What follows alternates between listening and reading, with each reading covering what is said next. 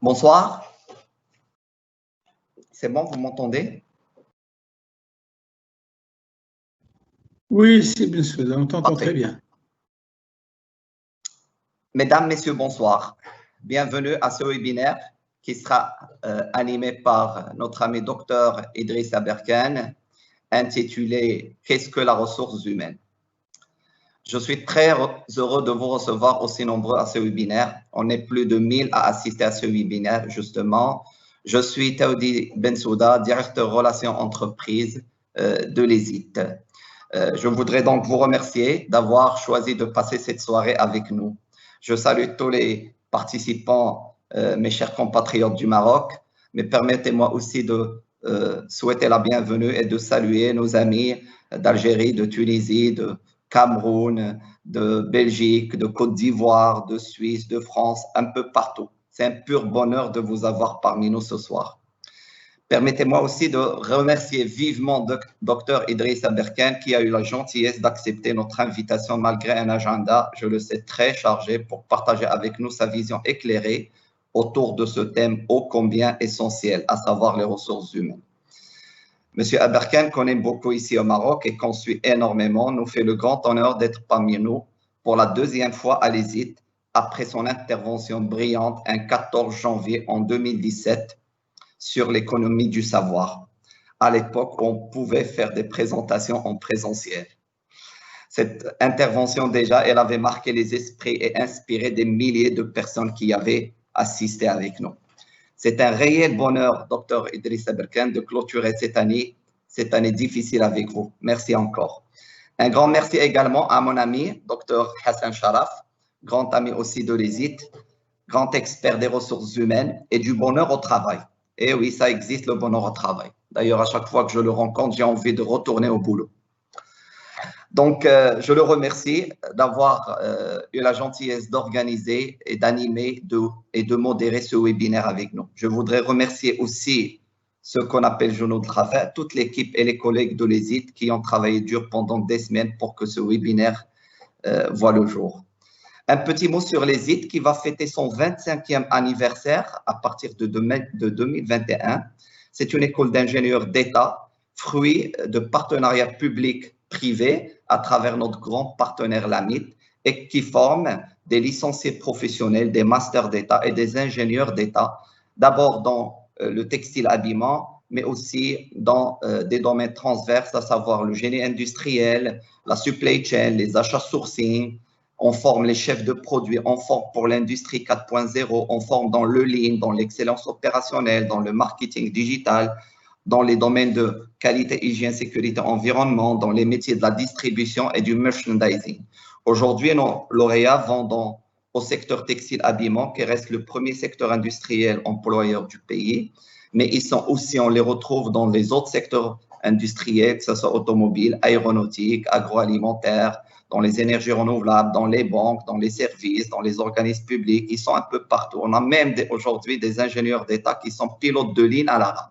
Donc, un grand salut à tous ces étudiants de l'ESIT et lauréats qui portent très haut le drapeau de l'ESIT et qui sont avec nous aujourd'hui, comme je salue les représentants des autres écoles. Bien sûr, j'en profite pour saluer le corps professoral et le staff de l'école. L'ESIT, aujourd'hui, c'est le meilleur taux d'insertion au Maroc avec 94% de lauréats insérés 6 mois après l'obtention de leur diplôme. L'ESIT a gravé les échelons durant ces 25e années pour occuper le 4e rang parmi les 15 écoles d'ingénieurs d'État qui existent au Maroc. On a comme deuxième mission tout ce qui est relations entre tout ce qui est service entreprise avec beaucoup de formation continue, d'accompagnement, d'assistance technique dans ces mêmes domaines. On a même de la formation continue diplômante durant les week-ends avec des masters, des licences professionnelles dans les mêmes domaines. Comme troisième mission, nous avons la R&D, recherche et développement appliqué à l'industrie et aussi les analyses laboratoires avec un laboratoire accrédité. Donc, pour revenir à ce webinaire, intitulé « Qu'est-ce que la ressource humaine ?» proposé par Dr Aberkane. D'abord, il s'inscrit dans le cadre d'une série de cycles et de webinaires que nous avons lancés depuis le démarrage de cette pandémie. Il a l'ambition de traiter de la question essentielle qui est de remettre les ressources humaines au cœur des enjeux stratégiques des entreprises. Ce webinaire s'inscrit aussi dans le cadre du lancement de notre nouveau master RH pendant le week-end intitulé Capital humain et organisation agile à partir de février 2021. Les inscriptions sont déjà ouvertes et vous recevrez les programmes et les détails durant cette semaine, Inch'Allah. Ce master se veut différent et innovant de ce qui existe, car il a été d'abord monté avec les plus grandes multinationales implantées au Maroc. On a tout simplement transformé la stratégie RH de ces multinationales en des modules pédagogiques. Et ces mêmes responsables de cette stratégie seront nos intervenants. Et pour la première fois au Maroc, un certain nombre de modules vont se faire au sein de ces entreprises qui ont accepté justement de partager leur expérience avec nos inscrits à travers des Learning Expeditions. Aujourd'hui, cette pandémie nous a démontré plus que jamais qu'il faut revenir aux fondamentaux pour bâtir une stratégie efficace et pérenne, à savoir remettre l'humain au centre de tout. Je rappelle juste que vous avez la possibilité d'écrire vos questions qu'on transmettra à Dr Idriss Aberkane à la fin de son intervention. Je vais céder tout de suite la parole à mon ami Hassan Sharaf qui va modérer ce webinaire. Encore une fois, merci d'être parmi nous et un très grand merci à Dr Idriss Aberkane. À vous la parole, cher ami Hassan.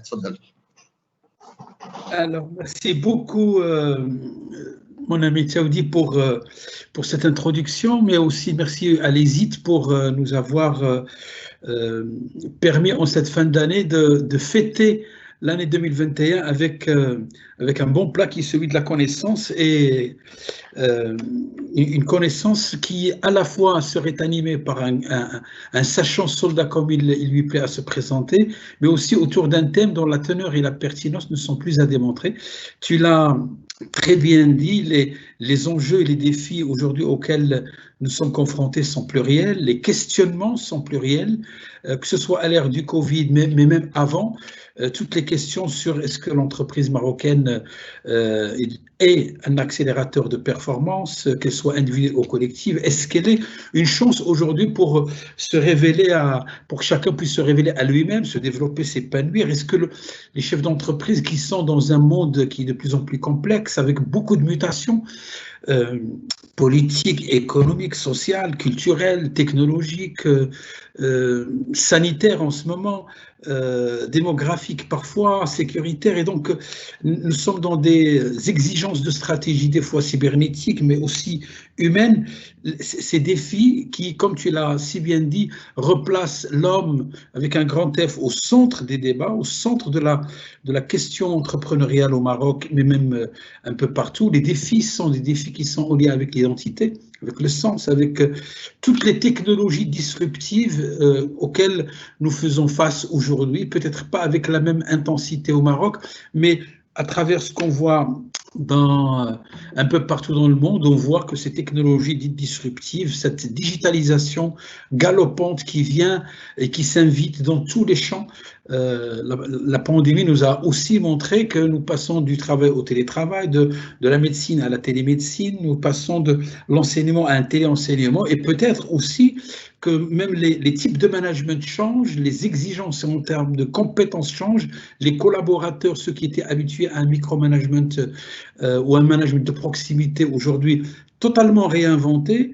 Il y a l'exigence aussi de revoir pratiquement l'organisation du futur. On le voit, on le lit, on le sent aujourd'hui, le management 3.0, voire X.0, parce qu'on a tellement vu, lu et entendu la 4.0, la 5, la 6, etc. Ces défis qui, comme je le disais, sont pluriels, montrent que la centralité aujourd'hui de toute réussite de la transformation, de tout projet de développement repose et reposera sur cet élément humain, sur cette ressource humaine, sur à la fois sa gestion, sur comment est-ce qu'elle peut conduire le changement, sur la notion de talent et le recrutement des talents, la fidélisation. C'est la notion de mobilité, sur un plan peut-être géographique aussi, la manière avec laquelle les opérations de gestion des ressources humaines s'opèrent ou s'opéraient par le passé. Est-ce que c'est comme cela que les choses vont continuer ou il va falloir totalement réinventer les modes de fonctionnement? Et si c'est le cas, comment est-ce que l'entreprise pourra continuer à être performante, continuer à être compétitive, continuera à parler de performance individuelle et qu'elle soit aussi une chance pour que chacun puisse, comme tu le disais si bien, vivre heureux en entreprise. On se rappelle tous de cette brillante présentation qui nous a été faite par le brillantissime Driss Aberkan sur le Love Can Do. Alors, pour débattre de ce grand sujet, de cette grande problématique, je pense que le thème tel qu'il a été posé, la question telle qu'il a été posée, il est à la fois simple et complexe. Et je pense que c'est tout en l'honneur d'Idriss Aberkan parce que il a l'art de poser les questions justes et pas juste des questions, parce que je pense qu'il est comme ces chercheurs soldats qui à chaque fois tentent et cherchent à trouver des réponses justes et pas juste des réponses. Alors, Driss Aberkan, connu de tous, j'ai envie de dire, il a tellement été présenté, que ce soit sur des plateaux de télé, que sur des universités américaines, françaises, européennes, que j'ai envie de le présenter autrement. Et donc, je me disais que la meilleure manière de le présenter, c'est de dire, Driss Aberkan, c'est quelqu'un qui, dans son ascension verticale, il a rencontré l'horizontalité de la connaissance et il a baigné dans sa complexité au point où il a inventé le biomimétisme pour nous le proposer.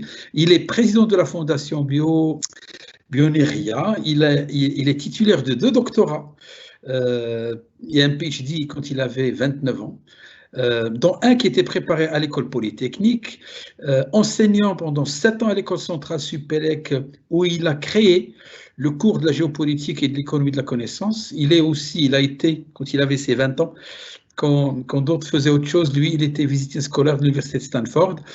Il a donné plus de 420 conférences. Je pense que celle-ci serait un plus dans son palmarès. 3 langues sur 4 continents. Il a été devant les plus grands. Il a été devant l'OMS, chez Price, Engie, Crédit Agricole, BNP. Il a aussi été chez Google X, chez Stanford, chez Sciences Po. Il est éditorialiste au magazine Le Point, dont il a fait la couverture 2 fois. Brillantissime parce qu'il a 2 best-sellers, je pense que vous les connaissez mieux que moi. Libérez votre cerveau, je pense que la dernière fois, il nous a tellement émerveillés que pratiquement tous ceux qui avaient assisté à sa conférence l'ont lu. Aussi riche et varié, l'âge de la connaissance, le biomimétisme et l'économie de la connaissance. Il nous a aussi, enfin, pas qu'au Maroc, mais un peu partout, il nous a émerveillés sur le Love Can Do, sur l'algorithme contre physiorythme. Alors, bref, la liste est longue. Ses livres aussi parlent de lui. Il a tellement été invité sur pas mal de scènes, de plateaux de télé, de conférences, qu'aujourd'hui on a vraiment le plaisir de le recevoir et de le recevoir fin décembre 2020. C'est quelque chose qui restera gravé à la fois dans la mémoire collective des partenaires et des amoureux de l'hésite, comme ceux de Idriss Aberkan. Donc, sans transition, si on était en présentiel, je vous aurais invité à faire des applaudissements pour lui souhaiter la bienvenue. Il est chez lui, même quand il est ailleurs, il est chez l'hésite, il est chez lui. Mais je pense que je vous propose de lui faire un grand sourire de cœur, comme on a l'habitude de le faire, un grand sourire. Chacun va lui faire un grand sourire et comme ça, on va l'inviter à prendre la parole sous, non pas les applaudissements, mais sous les sourires de tous les participants. À toi la parole, chérie.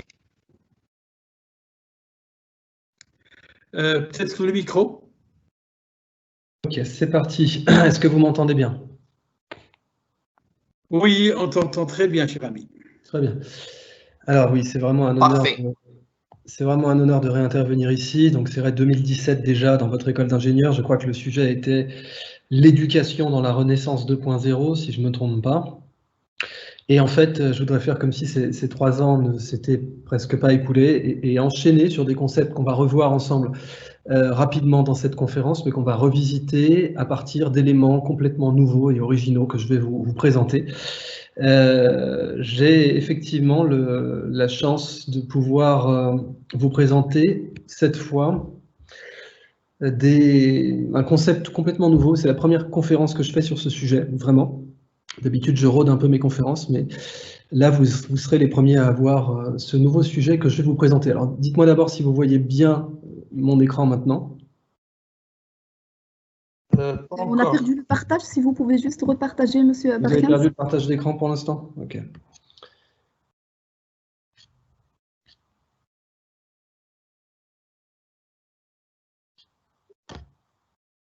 Et là, est-ce que c'est bon? Oui, parfait. Oui, Idriss, ça c'est bon. Ouais. Ok. Donc, comme je vous le disais, il y aura, même si ça fait 3 ans de toute façon, je ne vais certainement pas vous demander d'avoir en tête tout ce qu'on a vu ensemble il y a 3 ans, mais c'est pour ça que je ferai quelques reprises des sujets qu'on a vus ensemble il y a 3 ans, mais à la lumière de ce nouveau concept que je veux vous présenter pour répondre à la question « Qu'est-ce que la ressource humaine ?» Et pour répondre à cette question, j'ai vraiment envie de vous présenter cette approche, j'espère, radicalement nouvelle. Et je vais vous la développer immédiatement. Mais alors, pour commencer, en introduction quand même, je voudrais vous présenter un dinosaure. Ce dinosaure, il s'appelle Nanoxorus oglundi. Vous savez qu'au Maroc, il y a les plus grandes réserves de fossiles au monde. Le Maroc est le pays qui a le plus de fossiles au monde, devant la Chine. Donc avec le gisement de phosphate qui se trouve au Maroc, on trouve énormément de fossiles que l'OCP préserve maintenant. Et le Maroc a la possibilité de devenir un des leaders mondiaux de la paléontologie, qui nous apprend énormément de choses sur l'adaptation, sur les variantes que le vivant peut prendre pour régler les problèmes. Vous savez que le biomimétisme est ma grande passion. La Chine aussi, donc, a des réserves de fossiles très conséquentes. Et dans les fossiles, il y a ce qu'on appelle des caractères mous. C'est-à-dire qu'il y a tout un tas d'aspects des animaux fossilisés qui nous échappent complètement. Par exemple, leurs organes internes. Personne n'a retrouvé un cœur de dinosaure, ou un foie de dinosaure, ou un cerveau de dinosaure. Leur système immunitaire. Voilà, on ne sait pas à quoi ressemblait réellement le système immunitaire des dinosaures. Tout ça, on l'appelle les caractères mous, parce que dans la géologie, ils ne sont pas préservés. Et donc, les paléontologues peuvent seulement s'interroger sur la nature de ces éléments qui ne survivent pas à des millions d'années dans les couches géologiques. Parfois, ils ont un peu de chance. Parfois, ils ont la chance de trouver un fossile qui a laissé des empreintes dans un schiste ou dans une autre roche-mère, et ils font des découvertes importantes. Par exemple, ce dinosaure que vous voyez, eh bien ça y est, c'est complètement confirmé. Ça a été confirmé en 2014 par Fiorillo et Tikowski. Il avait des plumes. Voilà. Donc, ce dinosaure avait des plumes. Et on l'a appelé Nanoxorus parce que Nanook, ça veut dire l'ours polaire. Et il vivait sur la banquise de son époque, il y a à peu près 70 millions d'années. Et donc, j'ai voulu m'interroger sur cet aspect à l'échelle des civilisations. L'humain aussi a énormément de caractères mous. Quand on analyse les civilisations passées, il y a tout un tas de choses qui nous échappent. Vous savez par exemple que les sculptures grecques, nous on est habitués à les voir blanches, mais en fait elles n'étaient pas du tout blanches, les sculptures, elles étaient peintes. Quasiment toutes les sculptures grecques et romaines étaient peintes, avec des couleurs très vives, qui nous sembleraient un peu kitsch aujourd'hui, mais qui donnait un aspect complètement différent à la ville. Pareil pour le Colisée. Le Colisée à Rome était peint. Nous, on en a une vision comme ça, toute blanche, mais en fait, il était peint. Les pyramides en Égypte, vous savez, ou peut-être que vous ne savez pas, elles étaient blanches. En fait. Elles étaient recouvertes de calcaire, d'une roche calcaire impeccablement blanche. Ça leur donnait une présence urbaine extraordinaire, qui était à la hauteur de leur rôle religieux. Donc, il y a tout un tas de choses qui sont perdues dans l'histoire des civilisations. Et le sujet que je voudrais prendre aujourd'hui, c'est aussi dans l'histoire contemporaine d'une entreprise. Il y a des aspects qui nous échappent dans une entreprise. Les Américains appellent ça le X-factor. C'est-à-dire en gros ce qu'on ne peut pas, le X, quoi, hein, ce qu'on ne connaît pas, l'inconnu, le facteur inconnu, le X factor. C'est une des raisons d'ailleurs pour laquelle Google a créé ce centre de recherche qu'ils ont appelé Google X. Donc ce X factor, dans le fonctionnement d'une entreprise, et pas que, en fait, dans toute organisation humaine, c'est pour ça que j'ai voulu commencer par les civilisations, ce sont tous ces aspects qu'on n'arrive pas forcément à appréhender. Et je voudrais justement qu'on essaye de les appréhender ensemble. Alors, pour ça, je vais accélérer dans le temps et je vais vous présenter une dague cérémonielle qui est une dague qu'on a retrouvée dans le tombeau de Toutankhamon. Et cette dague est en fer météoritique.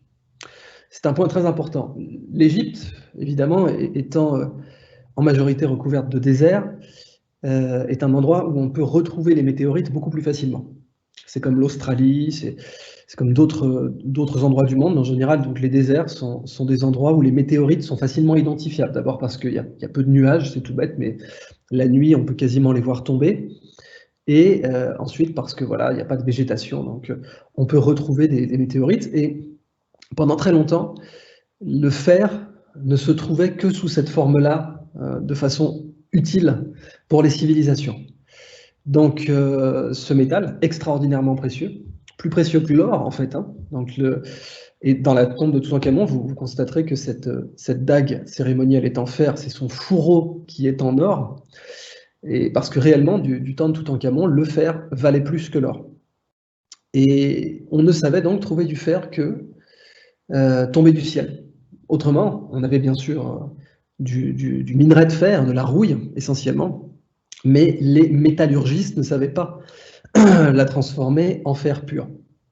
Et il faudra attendre des millénaires avant que les civilisations, les premières civilisations en particulier méditerranéennes, mais aussi, on le verra, la civilisation de l'Indus, dans l'actuel Pakistan, soient capables de transformer ce fer, enfin cette rouille, ce minerai de fer, en métal pur.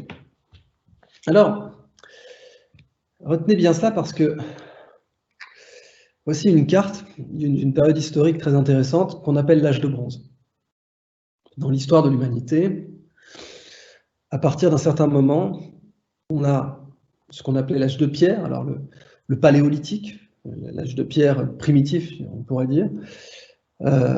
Ensuite, le néolithique, où on commence à pratiquer l'agriculture, qui est l'âge d'une pierre polie, avec des outils de pierre de plus en plus complexes, des premières poteries, des premières cités aussi. On a observé les premières cités, en fait, du temps du néolithique, en particulier dans une ville turque qui s'appelle Göbekli Tepe, qui était datée à 10 000 ans avant Jésus-Christ. Et ensuite, on a l'âge du cuivre. Donc l'âge du cuivre, c'est un peu avant la construction des pyramides. Mais l'âge le plus mythique de l'Antiquité, c'est l'âge de bronze. Et je dis mythique parce que c'est l'âge de l'Iliade. L'Odyssée, c'est l'âge de bronze. La construction des pyramides, Toutankhamon, Ramsès II. Alors Toutankhamon, Ramsès II, c'est bien après les pyramides, mais la construction des pyramides jusqu'à Toutankhamon et Ramsès II, et Akhenaton aussi, un des tout premiers rois monothéistes d'Égypte. Akhenaton a tenté un monothéisme en Égypte. Ça, c'est l'âge de bronze. Et l'âge de bronze, il est caractérisé par l'usage du bronze, qui était une énorme innovation à l'époque, qui a complètement changé la face de la Méditerranée, et en fait la face du monde à beaucoup d'égards. Parce que, bon déjà, le cuivre en soi, qui est un métal qu'on peut trouver à l'état natif directement dans la nature, sans avoir à le raffiner, à l'extraire, eh bien, a permis de construire des outils pour pratiquer une agriculture beaucoup plus productive. Et donc, quand on commence à travailler le cuivre, on peut faire des charrues qui sont plus performantes, qui permettent de mettre en culture des sols pas forcément adaptés à l'agriculture du temps de l'âge de pierre. Et comme vous le savez, les civilisations naissent quand on commence à produire des surplus. Donc, dès lors qu'on a une agriculture plus performante, eh bien, on produit plus de blé. Accessoirement, on peut s'occuper de plus de personnes, donc on peut commencer à spécialiser. On commence à avoir des prêtres, on commence à avoir des fonctions de plus en plus spécialisées, éventuellement généalogiques, qui se transmettent de père en fils dans les cités, ou les premiers grands villages. Et puis, on peut produire plus de bétail, etc. Et ça, petit à petit, ça va d'ailleurs amener l'émergence de l'écriture, puisque l'écriture apparaît quand on a trop de surplus à stocker et qu'il faut noter les surplus qu'on a. Et toutes les premières écritures dans l'histoire apparaissent quand on a à noter des surplus, notamment de blé, mais de céréales en général, bien sûr de riz en Asie. Et comme vous le savez, donc, c'est pas du tout l'écriture qui a inventé la comptabilité, c'est la comptabilité qui a inventé l'écriture. Alors, l'âge de bronze, c'est encore une révolution technologique par rapport à ça, puisque le bronze, c'est au départ un alliage de cuivre et d'arsenic au tout début. L'arsenic étant très toxique, mais beaucoup plus facile à trouver. Assez rapidement, l'alliage de bronze que l'on connaît, ça va être du cuivre et de l'étain. Mais le problème, c'est que l'étain est un matériau en fait très rare sur Terre. Sur le plan géologique, il est quasiment aussi rare que l'uranium, même s'il n'a pas le même prix, puisque la demande pour l'étain et l'uranium n'est pas la même aujourd'hui, mais l'étain était l'uranium ou le pétrole de l'âge de bronze. Et ce que vous voyez sur cette carte, donc, c'est en rouge les grands gisements d'étain. Alors l'étain va rester au passage important jusque dans l'Antiquité, en fait jusqu'au Moyen-Âge. En fait, comme on le sait jusqu'à aujourd'hui d'ailleurs, mais pas aussi critique que du temps de l'âge de bronze. Alors, donc en rouge, vous voyez les grands gisements d'étain, et en vert et en jaune, vous voyez les endroits où on le consomme, c'est-à-dire les endroits où on fait des armures en bronze, des épées, des charrues, des chars. Et comme je vous le disais, le bronze était nécessaire à la totalité de la civilisation à l'époque. Sans bronze, on ne pouvait pas avoir d'armée, tout simplement. D'armée, en tout cas, capable de protéger un empire des invasions. C'est-à-dire on ne pouvait pas avoir de boucliers, d'épées, de fer de lance, et puis donc de chars. Le char était déjà à l'époque le maître des champs de bataille. Et il nécessitait, le char, des spécialistes. Vraiment des gens qui étaient éduqués uniquement pour ça, toute leur vie. Et la spécialisation nécessite mathématiquement d'avoir une agriculture très productive. Parce que dès lors que vous spécialisez, eh bien, vous êtes obligé d'avoir des paysans qui produisent plus de nourriture que pour eux-mêmes. Ça, c'est un des points critiques des civilisations qui va nous amener au Moyen-Âge à la féodalité, avec donc des serfs, qui sont biolotiques des esclaves, mais tout de même, des serfs qui cultivent une terre qui sert à nourrir toute une caste guerrière, la noblesse. Et aussi donc une caste de prêtres, le clergé. Et ce que vous observez donc sur cette carte, c'est que les endroits où on trouve l'étain sont très éloignés des endroits où on le consomme. Et ça nécessite déjà à l'époque d'avoir un commerce mondial. Car oui, en fait, il existait une première mondialisation à l'âge de bronze. Alors l'âge de bronze, il se termine à peu près vers 1177 avant Jésus-Christ. J'insiste, c'est un âge incroyable. C'est un âge d'innovation technologique extraordinaire, dont il ne nous reste que très peu de choses en réalité. Mais il nous reste un langage indéchiffré, le linéaire A, chez les Minoens, en actuelle Crète. Il nous reste tout un tas d'énigmes du côté des Égyptiens. C'est tout à fait exact de dire qu'il y a encore énormément de choses que nous ne comprenons pas des Égyptiens, et en particulier parmi les caractères mous, donc pour reprendre cette idée des plumes du dinosaure que je vous ai montré tout à l'heure, parmi les caractères que l'histoire n'a pas pu documenter et retenir chez les Égyptiens, on a tout un tas d'éléments de leur religion. Comment fonctionnait leur religion, comment fonctionnait leur spiritualité. Il y a des éléments qu'on connaît, mais en fait on a énormément d'inconnus. D'autant plus que leur religion était très, très, très cloisonnée. Sans doute pour éviter que justement le clergé n'ait trop de pouvoir. Le fait d'avoir beaucoup de dieux pour les Égyptiens, c'était aussi une façon de séparer les connaissances pour éviter que quelqu'un les regroupe toutes. Et donc, ce que l'on observe, c'est qu'on a un commerce international à l'âge de bronze, parce que toutes les civilisations dépendent les unes des autres. Vous avez les Égyptiens ici, vous avez les Akkadiens ici, avec les Élamites ici. Vous voyez mon curseur en fait ou pas? Dites-moi si vous voyez mon curseur. Oui, Idriss, on le voit. Très bien. Très bien.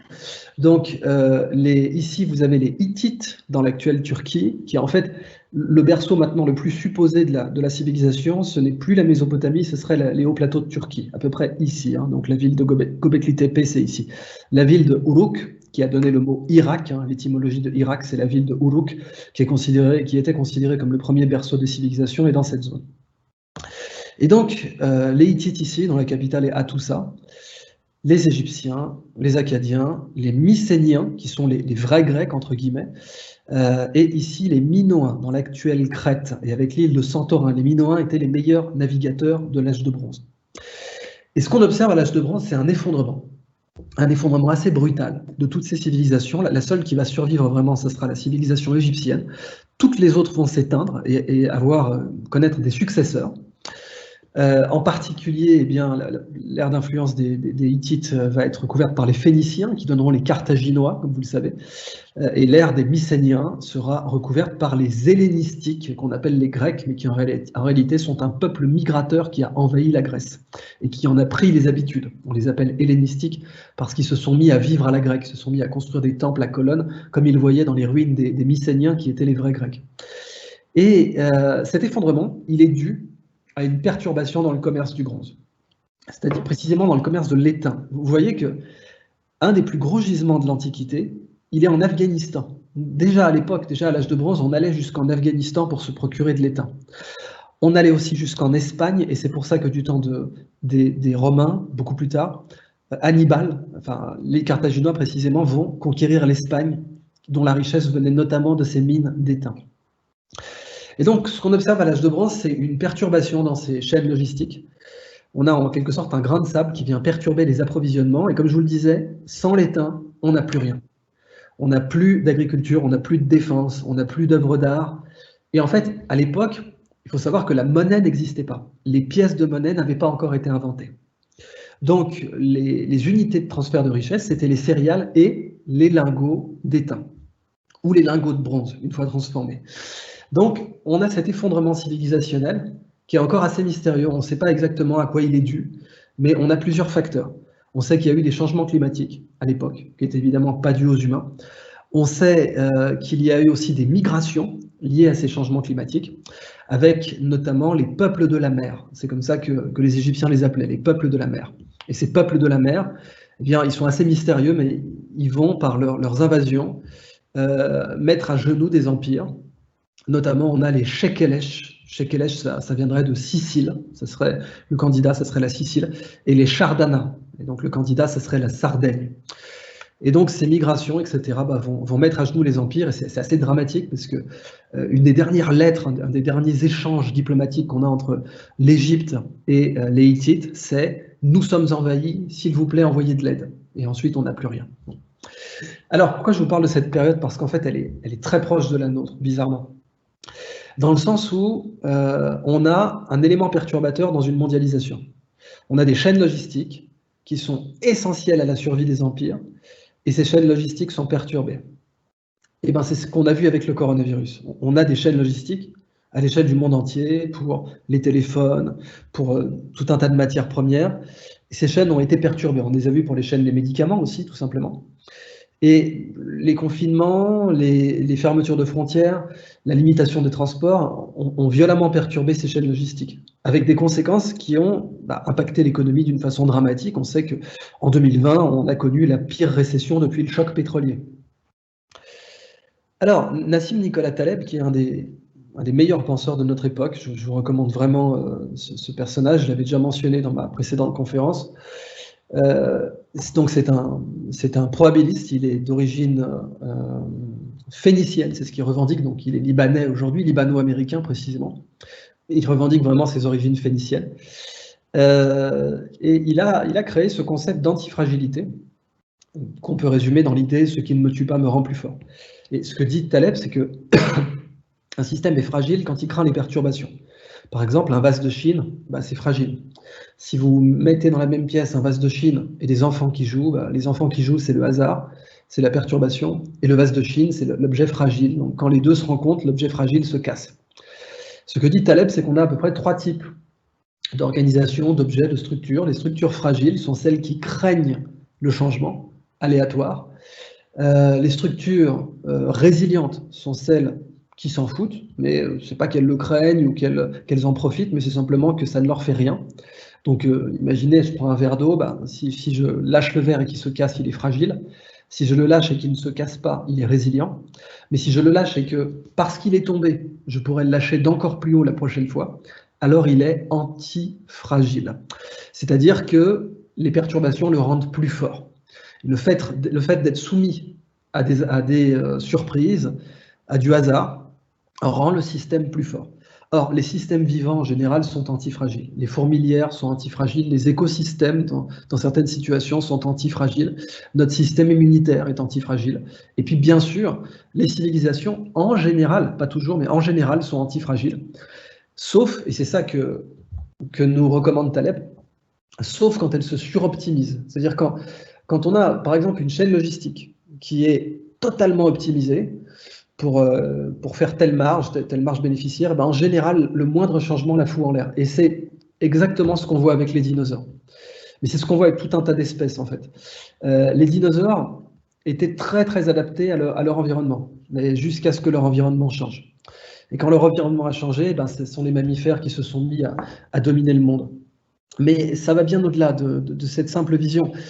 On a le cas, par exemple, en Irlande, d'une famine dans les années 1840, 1849 précisément, la grande famine des pommes de terre irlandaises, où en fait, quasiment la totalité de l'agriculture irlandaise reposait sur la pomme de terre. Ce qui n'était pas du tout traditionnel. Les Irlandais cultivaient des algues traditionnellement, notamment ce qu'on appelle des haricots de mer, et ça leur permettait de subsister en hiver.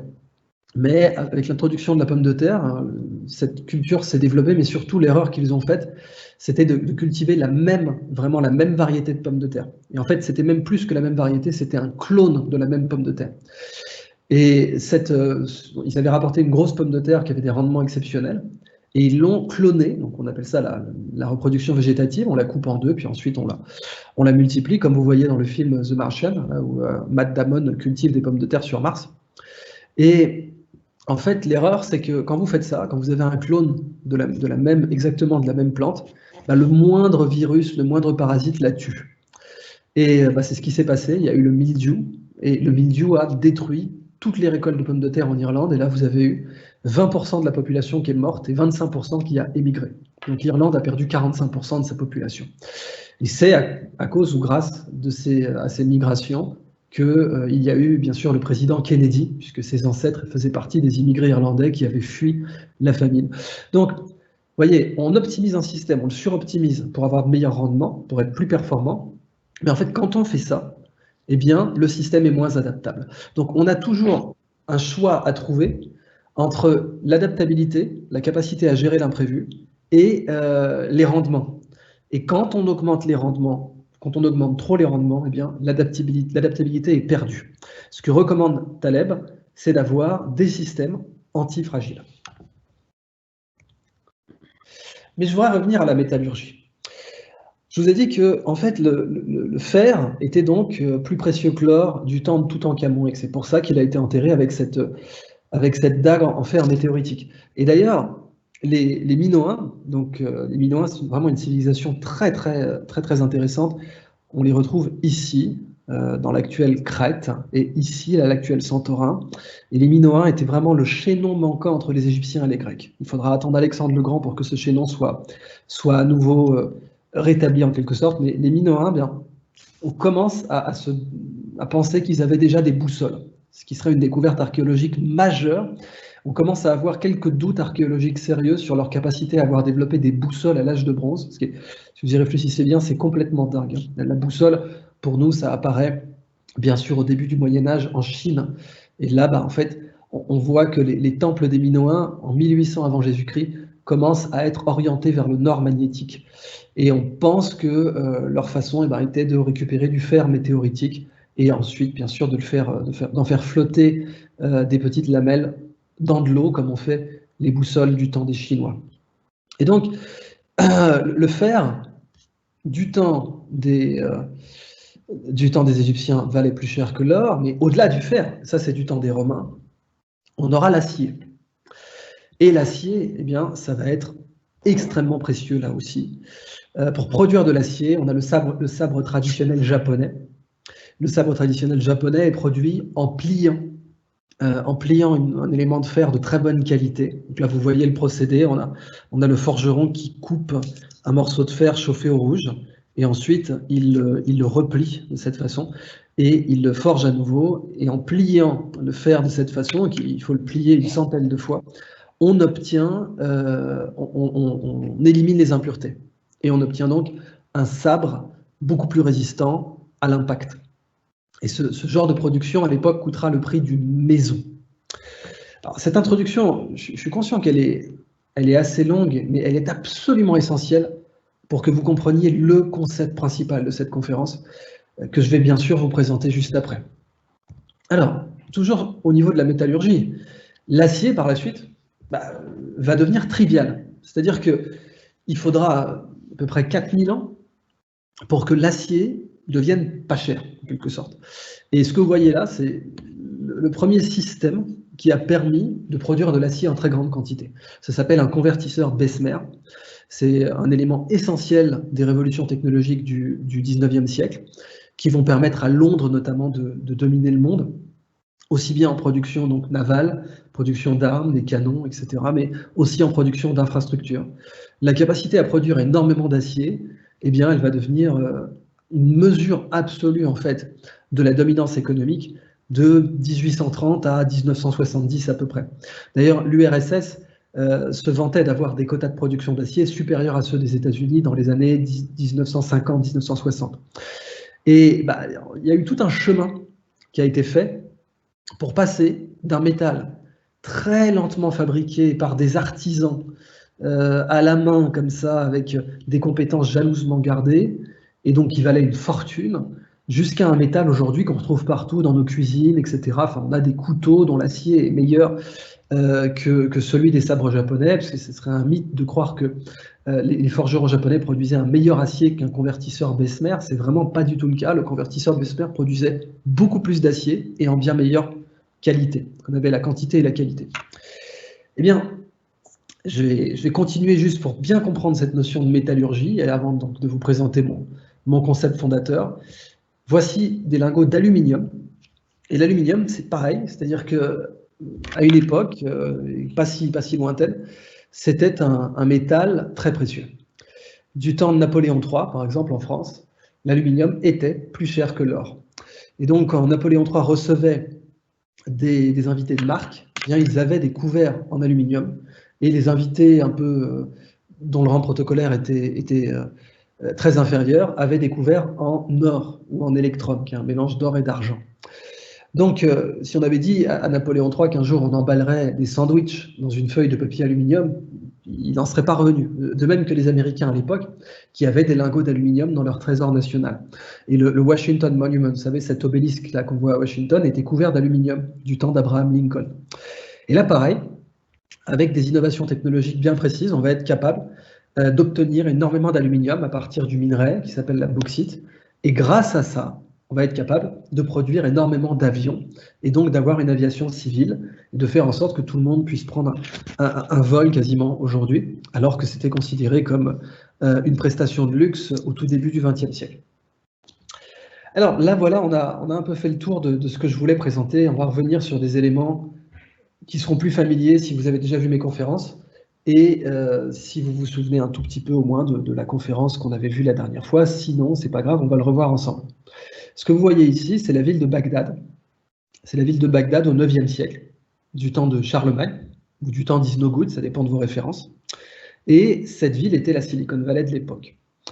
C'est de là que vient donc le mot algorithme, dont vous savez qu'il vient de Al-Khwarizmi, qui était un des grands mathématiciens de Bagdad. Et Al-Khwarizmi a été latinisé en algorithmi par les comptables italiens. Ensuite, c'est de là que vient le mot algèbre, bien entendu, qui est un nom divin. D'ailleurs, vous savez qu'en islam, algèbre, c'est considéré comme un des 99 noms divins. Et puis c'est de là aussi, étrange que ça puisse paraître, que viennent les mots alambic et alcool, mais aussi les mots comme tarif, hasard, etc. Et Bagdad, donc, était l'endroit où on fabriquait les astrolabes qui servaient à se diriger. Donc pour les caravanes, c'était très important. Mais on oublie aussi un autre aspect, surtout à cette époque où on nous parle de plus en plus de choc des civilisations, qu'en fait, Bagdad commerçait avec les Vikings. Bagdad commerçait avec un peuple viking particulier. Et on en a une trace, on en a en fait tout un tas de traces, notamment cette bague avec marqué pour Allah, donc en ambre. Vous voyez, ça c'est de l'ambre. Et cette bague a été retrouvée dans une tombe pas loin de Copenhague. Elle a été retrouvée dans une tombe pas loin de Copenhague et l'ambre était d'origine de la mer Baltique.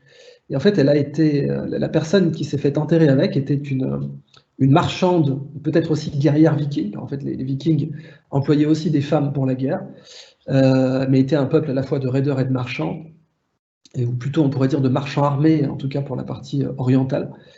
Et cette bague, vous voyez même qu'elle a été mise à la taille ici, si vous voyez mon curseur, là vous avez bien la zone de soudure, donc elle a été travaillée.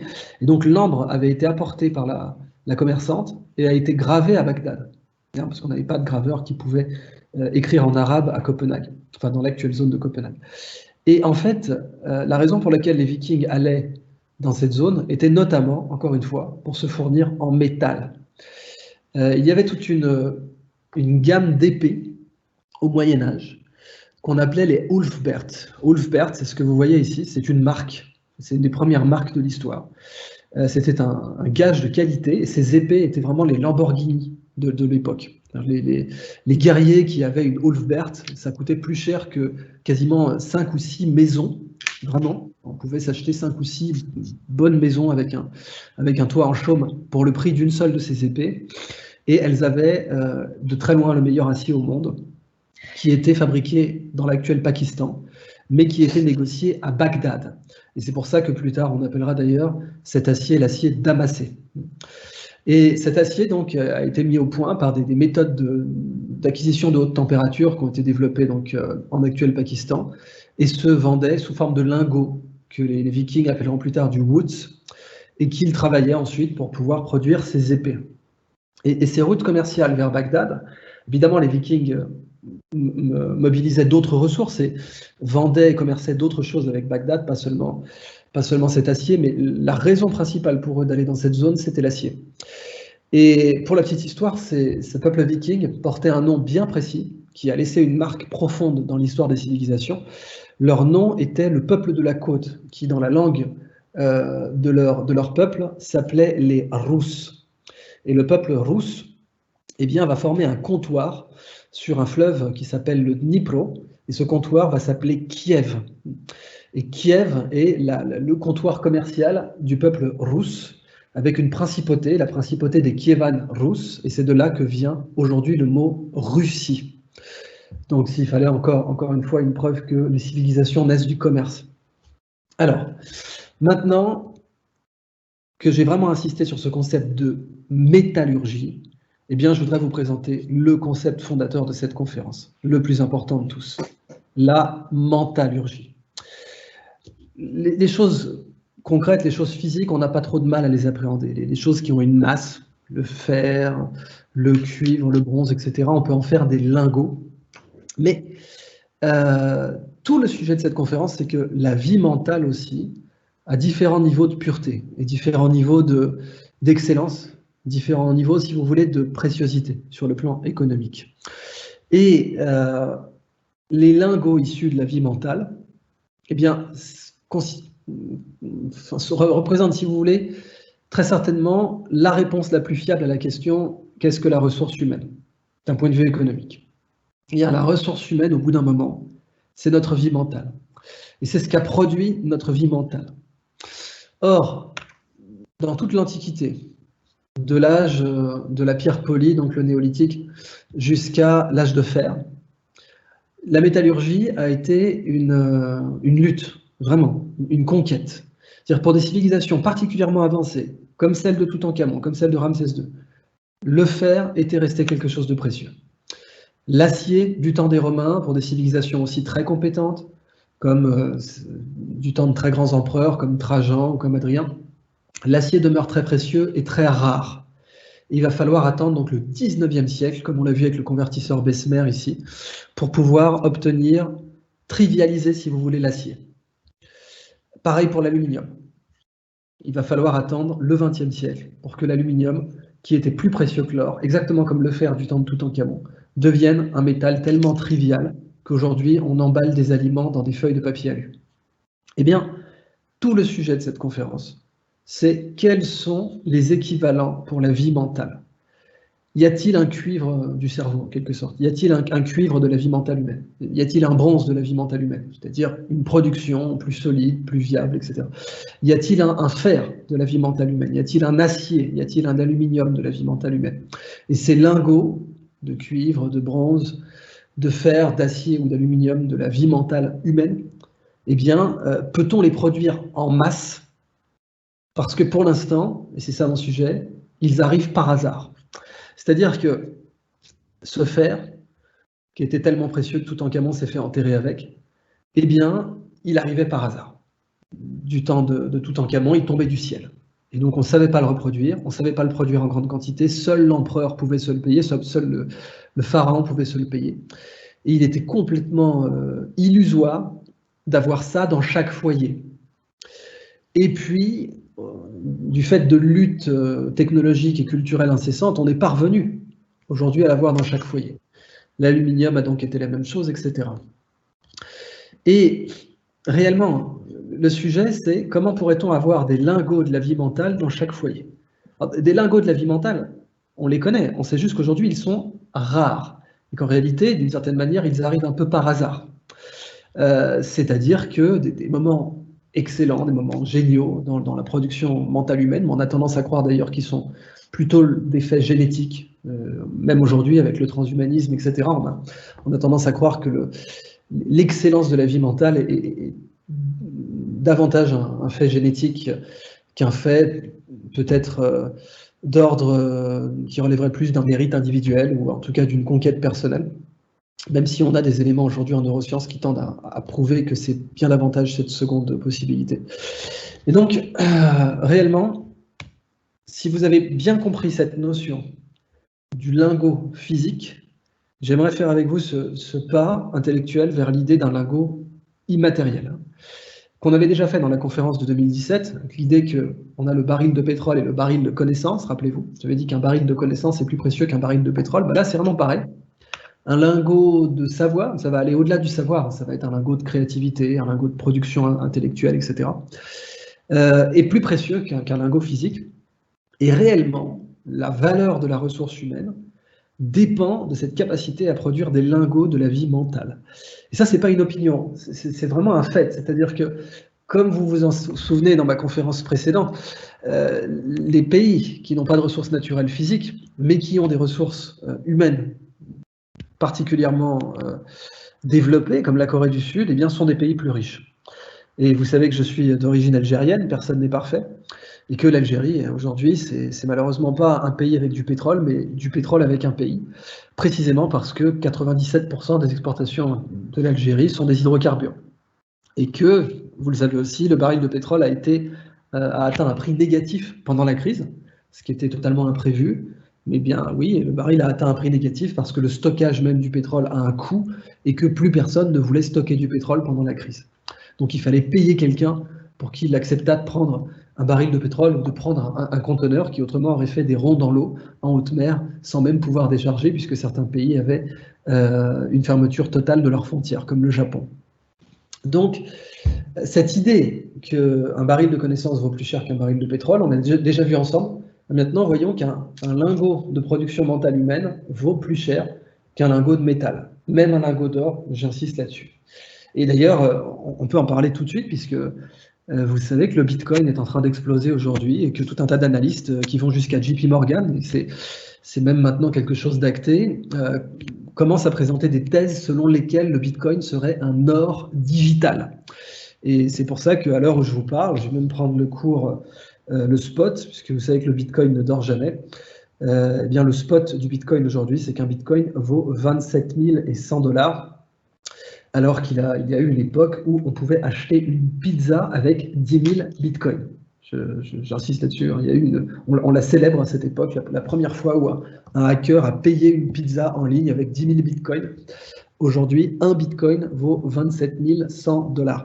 Donc l'idée que des lingots de vie intellectuelle, des lingots de production intellectuelle humaine puissent valoir une certaine somme, croyez-moi, c'est pas du tout quelque chose d'abstrait.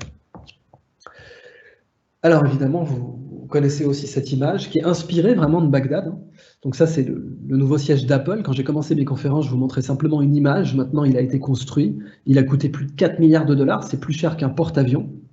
Et eh bien, il a vraiment été inspiré de la forme de Bagdad, puisque Steve Jobs a comme père biologique un Syrien, Abdul Fattah Jandali, et il avait voulu, avec Norman Foster, que le siège d'Apple représentât aussi une référence à Bagdad. Il y a tout un tas d'autres raisons qui font que ce siège est circulaire, notamment le fait de ressembler à une soucoupe volante, le fait de ressembler à la corbeille de fruits de l'Amérique, que c'était le nom de la Californie, un État agricole. Mais j'aime bien retenir aussi cette influence de Bagdad.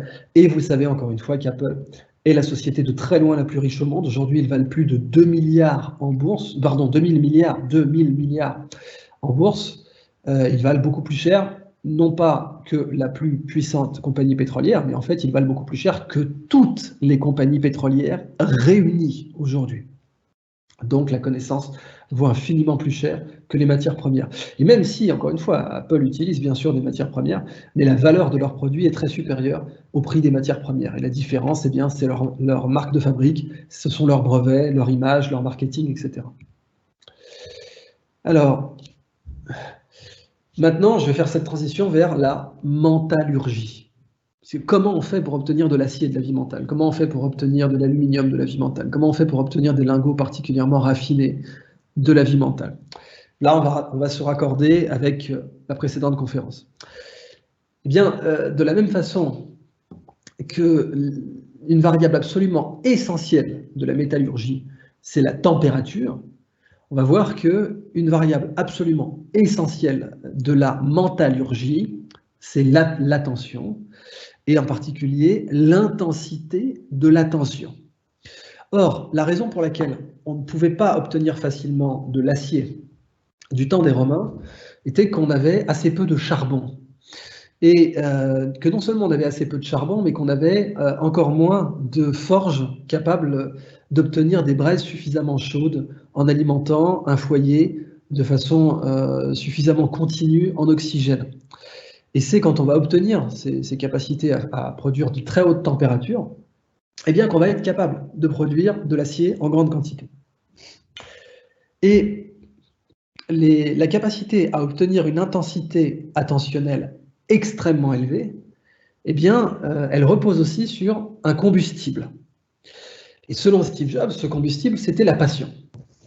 Donc là, vous avez sa fameuse phrase, il vous faut de la passion pour faire quelque chose, pour faire ça. Alors, il parle d'innovation, bien sûr, parce que c'est tellement difficile que si vous n'êtes pas passionné, une personne rationnelle finira par abandonner.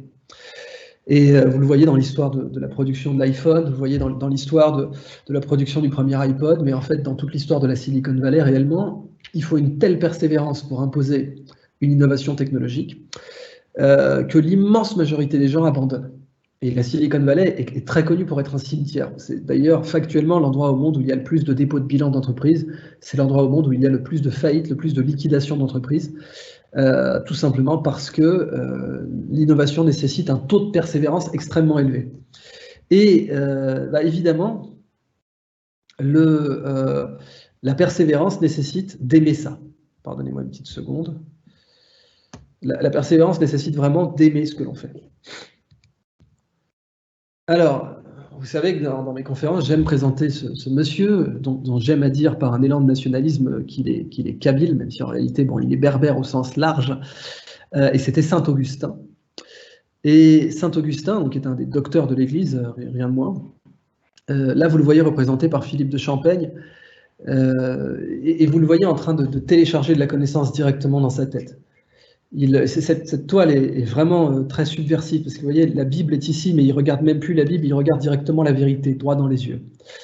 Et en plus, il piétine les autres livres. Là, vous avez notamment des commentateurs de la Bible, il les piétine directement.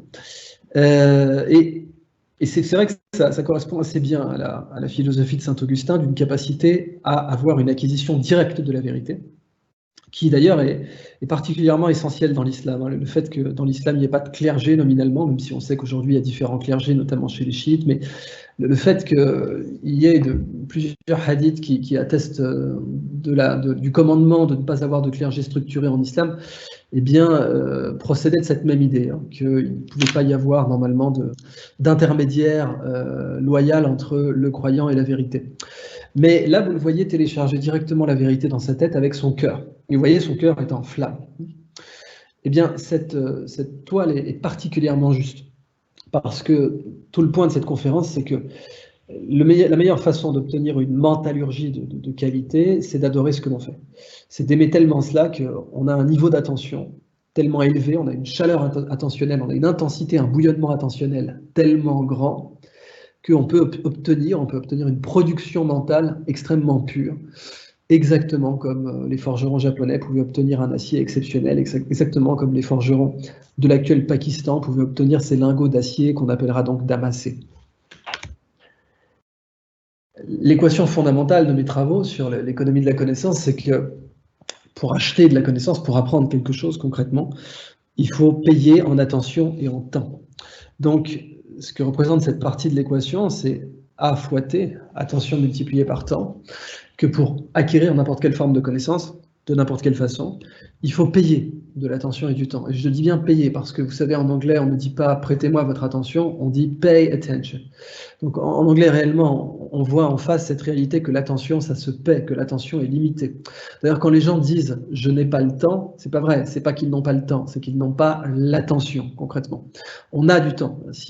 Quand on n'a plus de temps, réellement, c'est qu'on est mort. Quand notre temps, notre capital de temps tombe à zéro, par définition, c'est que notre vie est terminée, notre vie physique. Mais notre vie mentale, eh bien, elle est régie par l'attention. Donc en fait, l'attention et le temps, ce sont les deux plus précieuses ressources de la vie humaine. Et c'est pour ça que ce sont des valeurs qui sont très importantes pour comprendre les ressources humaines. Parce que les ressources humaines, c'est de l'attention et du temps. Quel que soit le travail fourni, hein, c'est de l'attention et du temps. Même si c'est pour un travail manuel, bien entendu. Vous savez que pour certaines marques, par exemple automobiles, je crois que c'est chez Rolls-Royce, vous n'avez que 2 peintres pour faire certaines lignes sur la voiture. Donc certaines lignes de la peinture extérieure de la carrosserie des Rolls-Royce, vous n'en avez que 2 qui sont qualifiées pour les faire, et elles sont faites avec un pinceau en poil d'écureuil. Et ces personnes vont faire ça à la main, cette petite ligne comme ça, qui est la marque de fabrique de Rolls-Royce. Vous avez ça aussi chez Lexus, qui est la marque premium de Toyota, où vous avez ce qu'on appelle des Kemi Seba. Et les Kemi Seba, c'est pas Seba comme le rappeur ou comme le nationaliste panafricain, mais les Kemi Sama, pardon, eh bien, sont des artisans qu'on considère comme quasiment divins dans le sens de l'animisme japonais. Ils passent leurs doigts sur les coutures des sièges pour vérifier qu'ils sont bien aux normes, et il y en a moins d'une dizaine dans tout le groupe Toyota. Donc, l'attention et le temps, c'est ça qui vous produit du bas de bilan, réellement. Quand vous mobilisez les ressources humaines, vous avez un certain nombre d'AT. Donc, ce que j'appelle un AT, c'est 1 heure à attention maximale. Et ces AT, eh bien, c'est ce que vous pouvez mobiliser quand vous avez des ressources humaines.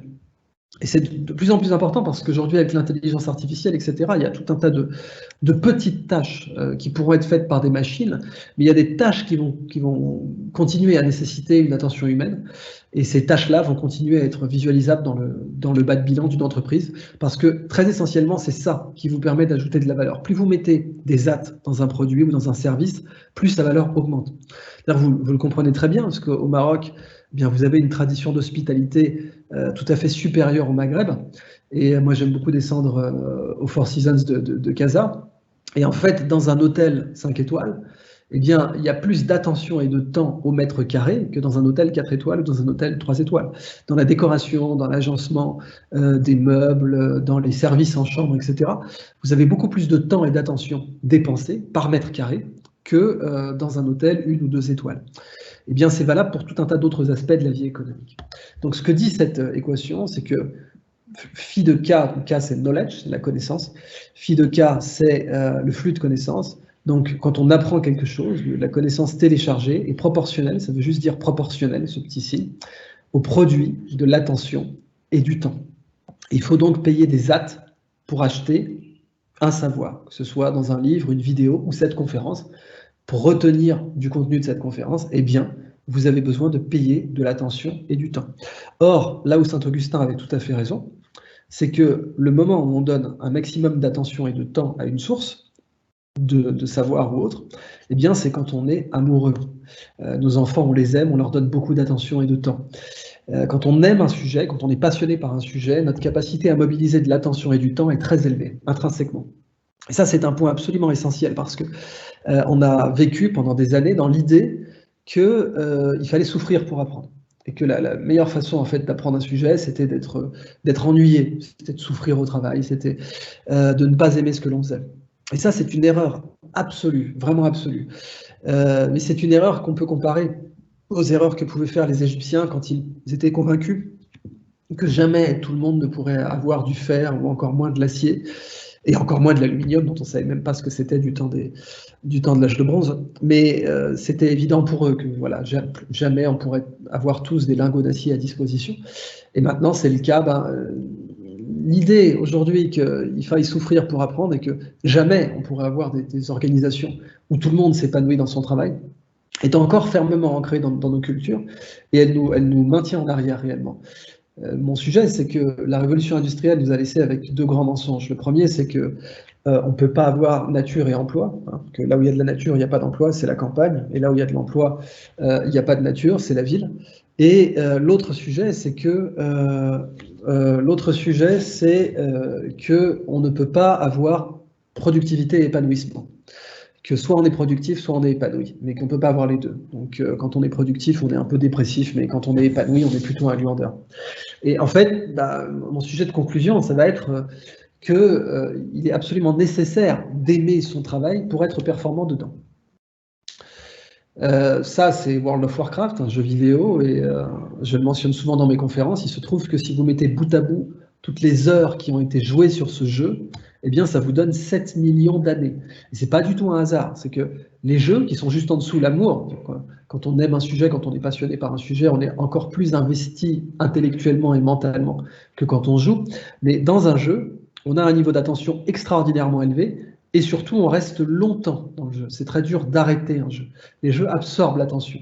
Et c'est quelque chose qui date de l'Antiquité. Hein. Quand les Grecs voulaient mobiliser l'attention des cités, ils faisaient les Jeux olympiques. Quand les Romains voulaient mobiliser l'attention de Rome, ils faisaient les Jeux du cirque. Et encore aujourd'hui, quand on veut mobiliser l'attention des gens, on a la Coupe du Monde. Et la Coupe du Monde capte beaucoup plus d'attention et de temps que tout le monde universitaire en 10 ans. Et c'est pour ça que Karim Benzema est beaucoup mieux payé que moi. Donc, de la même façon d'ailleurs qu'un architecte peut construire un stade de 60 000 personnes, mais vous ne verrez jamais un architecte construire une salle de cours de 60 000 personnes. Parce que réunir 60 000 personnes pour voir du foot, c'est facile, mais réunir 60 000 personnes pour l'instant pour assister à un cours, c'est juste jamais arrivé dans l'histoire. Même si ça peut arriver sur Internet, c'est un autre sujet. Donc, le jeu est une capacité de mobiliser l'attention. Vous le retrouvez aussi dans cette civilisation toujours de l'âge de bronze, que j'aime beaucoup, ce sont les Olmecs.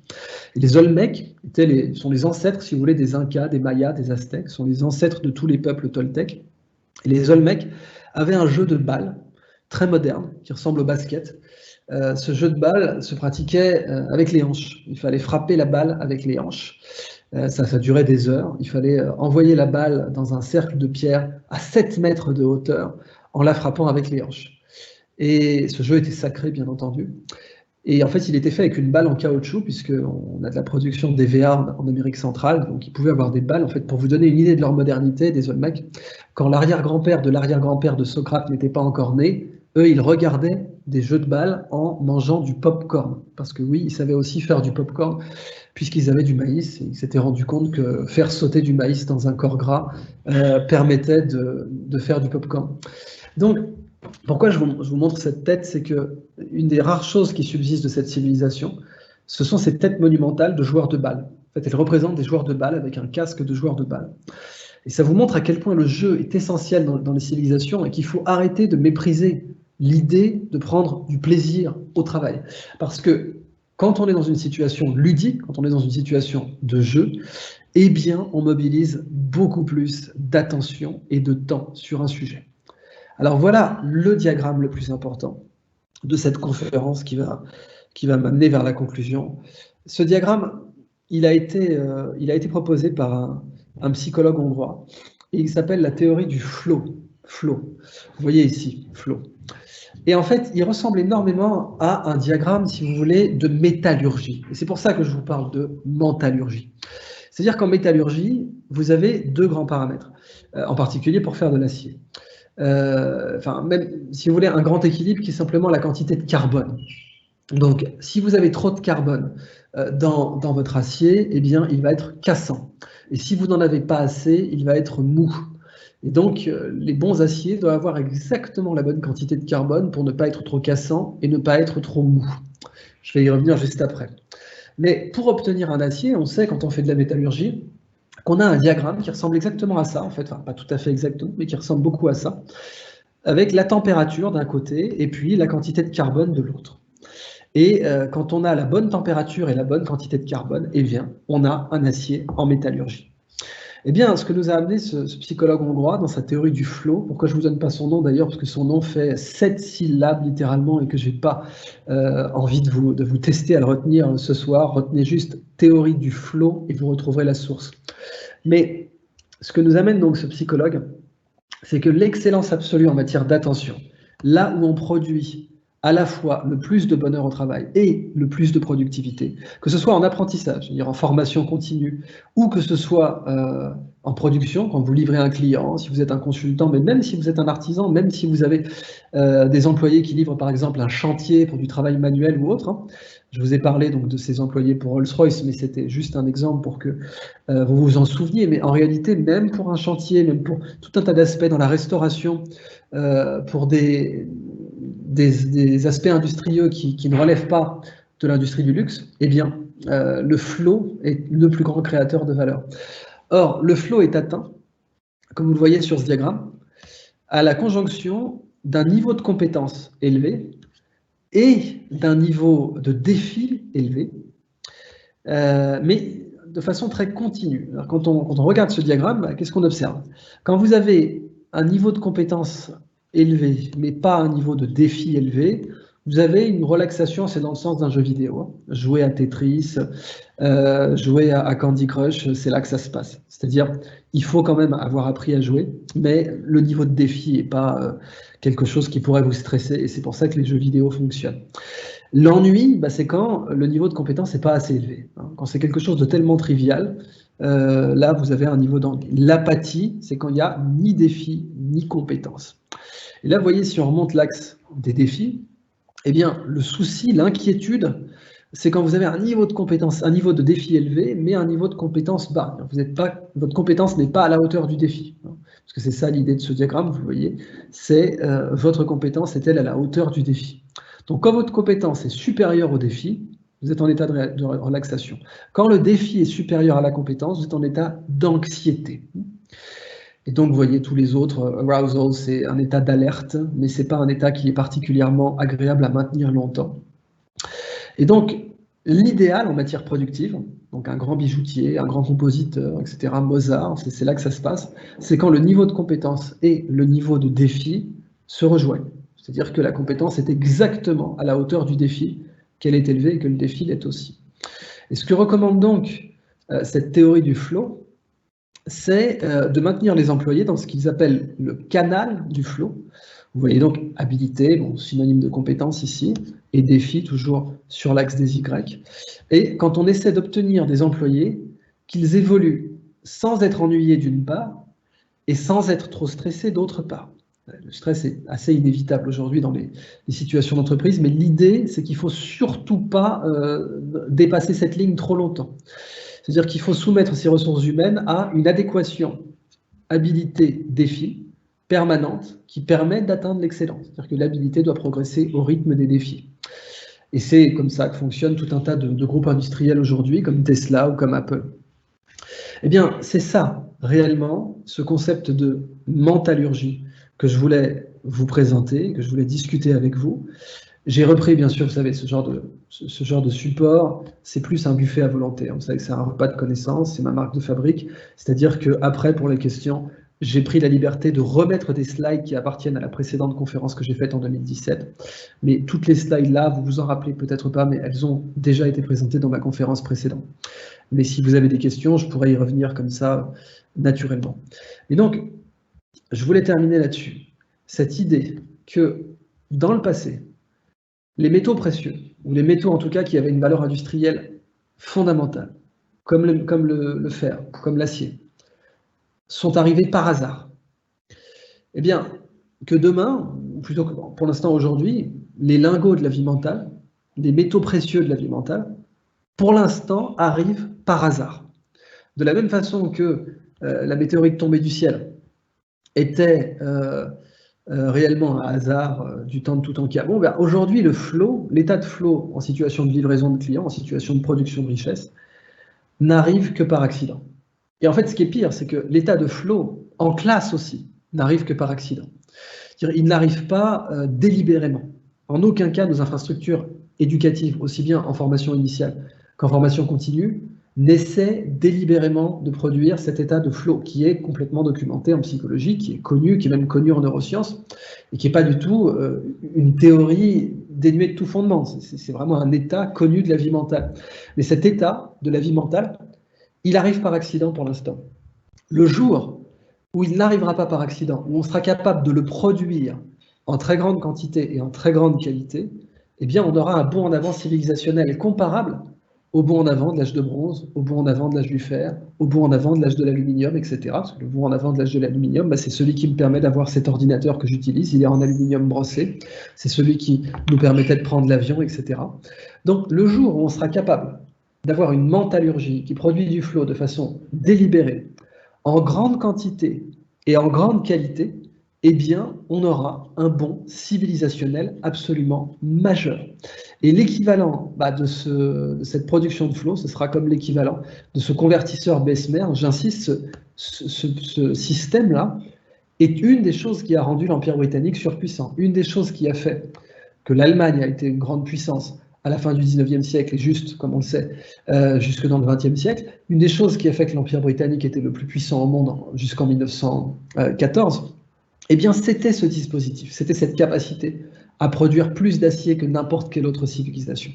Eh bien, pour conclure, la capacité à produire plus de flow par vos ressources humaines, dans tous les aspects, y compris chez les ouvriers peu qualifiés, la capacité à produire plus de flow que la concurrence est de très loin l'indicateur de performance suprême. C'est le KPI supérieur, j'insiste. Et c'est pas parce qu'on a du mal aujourd'hui à le comptabiliser qu'il ne faut pas le prendre en compte, qu'il ne faut pas essayer, qu'il ne faut pas tout faire pour essayer de le mesurer. Parce que la capacité à produire du flow en entreprise, j'insiste, je suis absolument péremptoire sur ce point, est la capacité suprême de production de richesse et de production de compétitivité économique et industrielle. Je vous remercie. Merci beaucoup, Idriss. Je ne sais pas si on peut applaudir, parce que là, on est en distanciel, mais en tous les cas, merci beaucoup pour ce tour d'horizon. Je ne m'aventurerai pas pour te paraphraser ou prétendre faire une synthèse, mais juste ce détour par l'histoire et ce parallèle entre, d'un côté, depuis la paléontologie, depuis tout ce dont tu as parlé sur les pyramides, sur les civilisations anciennes, là où il y avait du bronze qui était un métal rare, après on passe carrément à une autre civilisation. Tu as aussi parlé de cette... dans les temps passés, il y avait aussi une mondialisation, il y avait aussi une innovation technologique ou technique, enfin pour ne pas utiliser technologique, mais en tous les cas technique. On le voit avec tout ce qui a été développé, conçu, fabriqué, que ce soit en Égypte, et qu'on est passé d'âge en âge. Le bronze, il a été un métal précieux, après il a laissé la place à un autre métal, après, comme tu l'as si bien dit, l'aluminium était un métal précieux, rare, pratiquement la propriété des pharaons ou des plus riches, et on voit que d'étape en étape, de cycle en cycle, ça bascule vers autre chose. J'aime beaucoup aussi ce parallèle avec ce que tu as présenté de Nassim Nicolas Taleb sur l'antifragilité, qui renvoie à l'exigence d'une adaptabilité, de la gestion de l'imprévu, qui aussi fait partie justement du quotidien. Aujourd'hui, je le disais en guise d'introduction, le monde dans lequel on est plus complexe, et donc on est à la fois dans la gestion du flou, dans la gestion de l'imprévisible et de l'imprévu, et on est à la fois dans le simplexe et le complexe. Il faut faire la chose et son contraire. J'aime aussi, quand tu parles de mentallurgie, de cette vie mentale, comment est-ce qu'on peut vraiment faire ce parallèle entre des métaux qui étaient purs avec des lingots de métal, que ce soit le fer ou le bronze ou l'aluminium, passer à des lingots en masse de la vie mentale. Et ils passeront aussi par la même la même logique. Ils vont être rares, ils vont venir par hasard, ils vont questionner est-ce que nous sommes antifragiles ou résilients, est-ce que nous sommes plutôt robustes ou, comme tu l'as si bien dit, les organisations, qu'elles soient publiques ou privées, celles qui sont antifragiles, c'est celles qui résistent plus au choc et donc qui pourront être créatrices, créatives, innovantes, techniques. Bien sûr, ton sujet de prédilection, le Love Kendo, quand on aime, on ne compte pas les heures et quand on consacre plus de temps, on est passionné et donc on consacre à la fois le temps et l'attention. Il y a aussi ce parallèle avec la question de temps. Le temps, c'est ce qui passe quand rien ne passe et ça me rappelle ce que disait Étienne Klein sur toute sa logique par rapport au temps qui passe. Comment est-ce qu'on peut à la fois permettre à ces ressources humaines, à ces collaborateurs, à ces personnes qui travaillent aujourd'hui dans l'entreprise au jour d'aujourd'hui, comment est-ce qu'on peut être dans cette métallurgie, c'est-à-dire réellement préparer ou mettre en place les outils qu'il faut, l'écosystème nécessaire pour qu'on puisse produire des lingots de connaissances en masse, non pas de façon élitiste, mais pour que ce soit offert à tout un chacun, à chacun qui peut le faire et qui a envie de consacrer plus de temps à développer sa connaissance et à développer ses compétences, il puisse le faire. Il y a aussi ce que tu as dit sur l'intelligence artificielle, sur tout ce qui est aujourd'hui disruptif et qui nous interpelle et qui amène à la fois le hasard, la prise de risque, la complexité pour les entreprises et donc la théorie du flow qui s'inscrit parfaitement à la fois dans la théorie de la motivation et qui repose aussi sur des fondamentaux de la psychologie positive parce que si on met en place les outils pour que les gens puissent développer et leurs compétences et être heureux là où ils sont, je pense qu'ils consacreront encore plus de temps et qu'il va y avoir une performance. J'aime beaucoup aussi cette idée. Nicolas Taleb, il le dit dans sa logique d'antifragile, jouer sa peau. Et là, quand tu parlais de développer les compétences, mais en même temps relever les défis, c'est ce mix entre quand les compétences sont là et que les défis sont énormissimes, et qu'on est antifragile, on se développe, on s'améliore, on progresse, on est encore plus performant. Et donc, c'est cette capacité de donner à nos ressources humaines l'opportunité de jouer jouer leur peau, mais prendre des risques pour que réellement on puisse être dans une amélioration continue de compétences. Je ne sais pas si j'ai tourné autour de ta grande conférence, mais en tous les cas, les points qui m'ont semblé être pertinents ou que j'ai le plus retenu. Il y a plusieurs questions que je vois ici sur le chat, Idriss. Je vais en choisir quelques-unes. Il y a certaines qui sont plutôt micro-entreprises, c'est-à-dire qu'elles touchent à la partie RH sur le plan opératoire, sur le plan des modes opérationnels au niveau des entreprises. J'y reviendrai, mais il y a une question qui m'a interpellé. Mehdi Ben, qui te remercie et qui remercie les IT à la fois pour avoir organisé ce webinaire. Bien sûr, il fait beaucoup d'éloges à ton égard en tant qu'intellectuel de renom, friand du partage de l'information et de la connaissance, et il t'interpelle sur un sujet qui te passionne, c'est celui de la connaissance. Alors, qu'est-ce qu'il dit? Il dit, Mehdi, il dit, à vous écouter, cher Idriss, on a l'impression que vous créez une espèce de dichotomie entre la connaissance et la matière, puisqu'en substance, vous dites qu'un foisonnement de la connaissance à elle seule peut créer de la richesse, notamment dans l'une de vos interventions où vous citez l'exemple de la Corée du Sud. Or, on sait que la matière constitue le substrat d'accueil de la connaissance, autrement dit, sans la matière, on ne peut pas créer de la richesse. Est-ce que tu préfères qu'on prenne 2 ou 3 questions ou que tu préfères réagir au fur et à mesure? Oui, c'est mieux de réagir au fur et à mesure.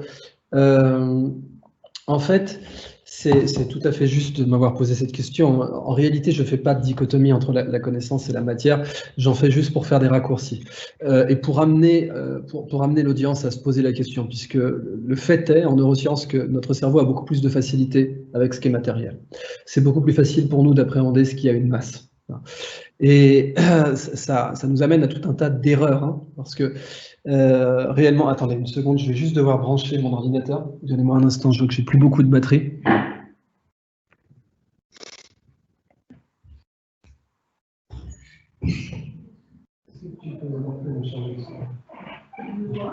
Je vais en profiter parce que pendant que tu charges ton PC. Je suis de retour. Je suis de retour. Alors, Idriss, je voulais juste saisir le temps entre temps. Je sais qu'il y a des personnes qui nous écoutent. Il y a certaines personnes qui ont aujourd'hui leurs anniversaires et donc ils ont voulu fêter cet anniversaire dans un monde de connaissances et donc ils vont repartir avec leur cadeau qui est la métallurgie. Voilà. Je les en remercie très vivement. Donc, pour reprendre ce premier commentaire, c'est tout à fait juste que je ne suis pas dualiste et je ne considère pas qu'il faut opposer par exemple corps-esprit et encore moins connaissance et matière. De toute façon, ces sujets ont déjà été tranchés en philosophie depuis assez longtemps. Mais en matière économique, on donne beaucoup trop d'attention à ce qui est matériel et pas assez à ce qui est immatériel. Et on le voit encore, surtout en matière macroéconomique, cette fois africaine. On considère que la richesse issue des matières premières est supérieure à la richesse issue des capacités d'innovation nationale. Or, vous le savez, dans le cas africain, c'est particulièrement saillant puisque l'Afrique est à la fois le continent le plus jeune et le plus vieux. Donc le plus jeune, comme on le sait, parce que c'est la source de progression démographique majeure au XXIe siècle, mais le plus vieux parce que c'est le berceau de l'espèce humaine. Et on voit quelques pays qui n'ont que très peu de ressources naturelles, comme le Rwanda, qui misent davantage sur leurs ressources humaines. Le Rwanda, notamment, comme vous le savez, a mis au point un système de livraison de médicaments par drone. C'est le seul pays d'Afrique à l'avoir fait. Mais d'une façon générale, on a tendance à considérer que les richesses minières sont supérieures aux richesses humaines et les économistes savent que c'est faux aujourd'hui, hein. Même si on a du mal à l'appliquer. Les économistes politiques ont plus de mal avec ça. Donc en réalité, je n'oppose pas les deux. D'ailleurs, le sujet réel de mes conférences, c'est que quand on met justement de la connaissance dans sa terre, eh bien, on en augmente la valeur. Et c'est ce qu'on voit avec les grandes cités remarquables à toutes les époques, que ce soit le grand Zimbabwe du temps de la reine de Saba ou Venise, qui est un cas particulier où on a injecté de la connaissance dans une lagune inhospitalière qui n'avait pas de valeur foncière intrinsèque, mais c'est valable aussi pour Mexico, pour tout un tas, ou Petra pour les arabisans, même avant, donc les Nabatéens qui ont conçu Petra avaient développé une technique pour récolter la rosée au sommet des dunes, et c'est grâce à cette technique qu'ils sont parvenus à avoir plus de 30 000 habitants en plein désert. Donc en réalité, injecter de la connaissance dans ces territoires et dans la matière est la meilleure façon d'en augmenter la valeur. Et c'est valable même pour l'industrie du diamant, par exemple. Vous savez que dans l'industrie du diamant, 80% des marges viennent de la taille et du marketing, alors que le diamant est une matière. Mais réellement, d'ailleurs, le diamant n'est pas rare. La rareté est artificielle sur le diamant. Elle vient du fait que l'industrie est très cartellisée, qu'il y a un cartel de production, notamment de Beers, qui est le premier grand cartel diamantaire, et qu'en organisant la rareté et en faisant du marketing, eh bien, ils permettent de maintenir une valeur très élevée sur ce diamant, alors que d'autres cristaux beaucoup moins connus, comme l'alexandrite ou la tsavorite, sont en réalité beaucoup plus rares, mais pas aussi demandés. Donc voilà, pour répondre à ce commentaire, je n'oppose pas en réalité, connaissance et matière. Alors, Idriss, il y a une autre question qui peut aller dans le sens de ce que tu disais tout à l'heure, et c'est une vraie interrogation. Quand on parle de qu'est-ce que la ressource humaine, ça amène directement la question, est-ce que l'homme est une propriété de l'entreprise ou de l'organisation parmi les autres ressources? Et puisque nous sommes dans un monde qui se digitalise de plus en plus avec toutes les technologies actuelles qui permettent d'avoir des machines ultra rapides avec de l'intelligence artificielle, avec de la robotique des process, avec de la blockchain, le terme capital ne fait pas de différence en termes d'appropriation, s'il veut dire l'essentiel, mais en tous les cas, c'est comme si l'homme serait de facto remplacé par cette machine. Et donc, de quoi parle-t-on? Est-ce que dans cette théorie de flow, est-ce qu'on ne se trompe pas de sujet? si la machine va se développer encore davantage, est-ce que cela ne risque pas de tuer la ressource humaine au sein de l'entreprise? Et on le voit en ce moment, peut-être avec des entreprises qui vont peut-être pas licencier, mais en tous les cas, elles vont chercher à faire des plans sociaux, etc. Alors, c'est une excellente question, et c'est le sujet de mon prochain livre, qui sera sur l'intelligence artificielle. Quand la machine à vapeur a été introduite, son concepteur, en tout cas son principal commercialisateur, James Watt, a inventé un concept qui au départ était un concept marketing, qui va devenir ensuite une mesure en physique, mais au départ c'était un concept marketing et c'était le concept de cheval vapeur. Parce que les mineurs utilisaient des poneys pour remonter, pour produire un travail, et James Watt va, pour essayer d'expliquer l'intérêt de sa machine à vapeur, dire voilà, elle représente tant de chevaux vapeur. Et ce concept va très bien fonctionner, et en fait il va donc devenir une mesure réelle en physique, une mesure de puissance. Je pense qu'au concept de cheval vapeur, on va avoir peut-être au XXIe siècle une sorte de concept de cerveau silicium, c'est-à-dire la capacité à donner de l'attention d'une machine à une tâche donnée.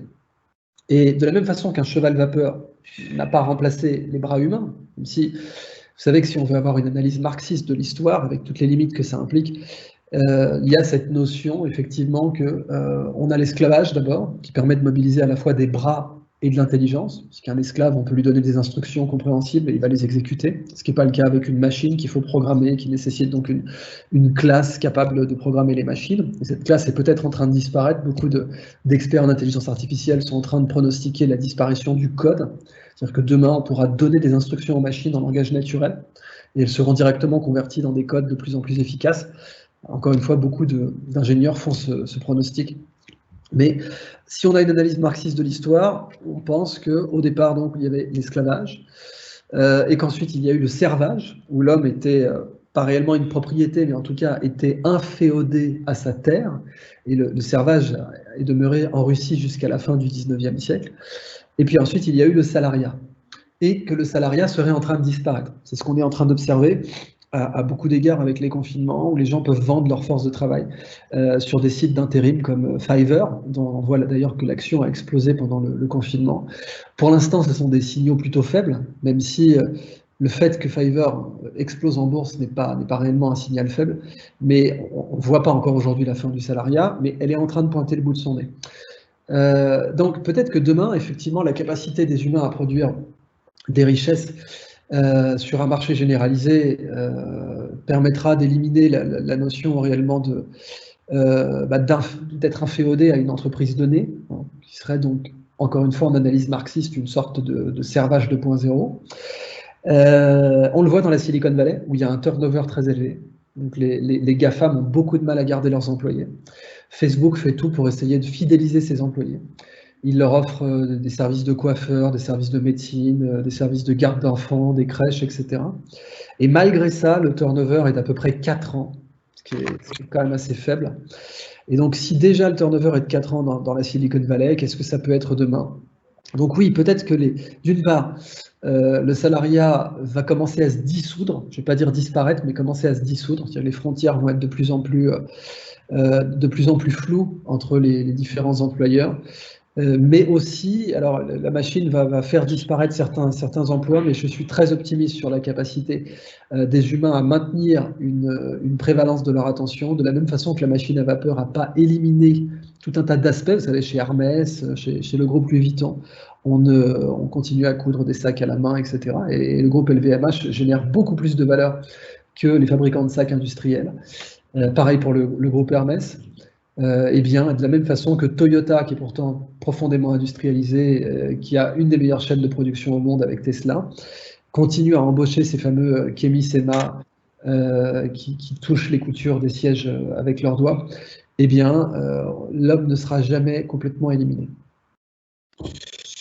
Oui, alors, bien entendu, il y a des questions qui reviennent aussi sur... c'est dès lors qu'on met le link entre compétences et défis, et que de la même manière dans la théorie du flow, toute la question qui est liée à la motivation parfois, on peut être tenté de dire la passion, oui, mais peut-être qu'il y a d'autres éléments dans cette grande fonction qui est celle de la motivation. On parle aussi de la quête de sens, on parle de la maîtrise des tâches, on parle de la rémunération. C'est aussi un sujet, on ne peut pas ne pas en parler au niveau de l'entreprise. Il y a aussi le niveau de responsabilité et d'autonomie. Est-ce que nous sommes dans des conditions, l'environnement de travail, il est aussi déterminant. Est-ce qu'il y a une ambiance de travail qui est favorable à la créativité, il y a une question aussi qui est posée en lien avec à la fois l'engagement, c'est-à-dire c'est des choses l'entreprise aujourd'hui, qu'elle soit au Maroc ou ailleurs, face à la complexité, à toutes les crises qu'elle peut vivre, notamment des crises de financement, des crises d'accès au marché.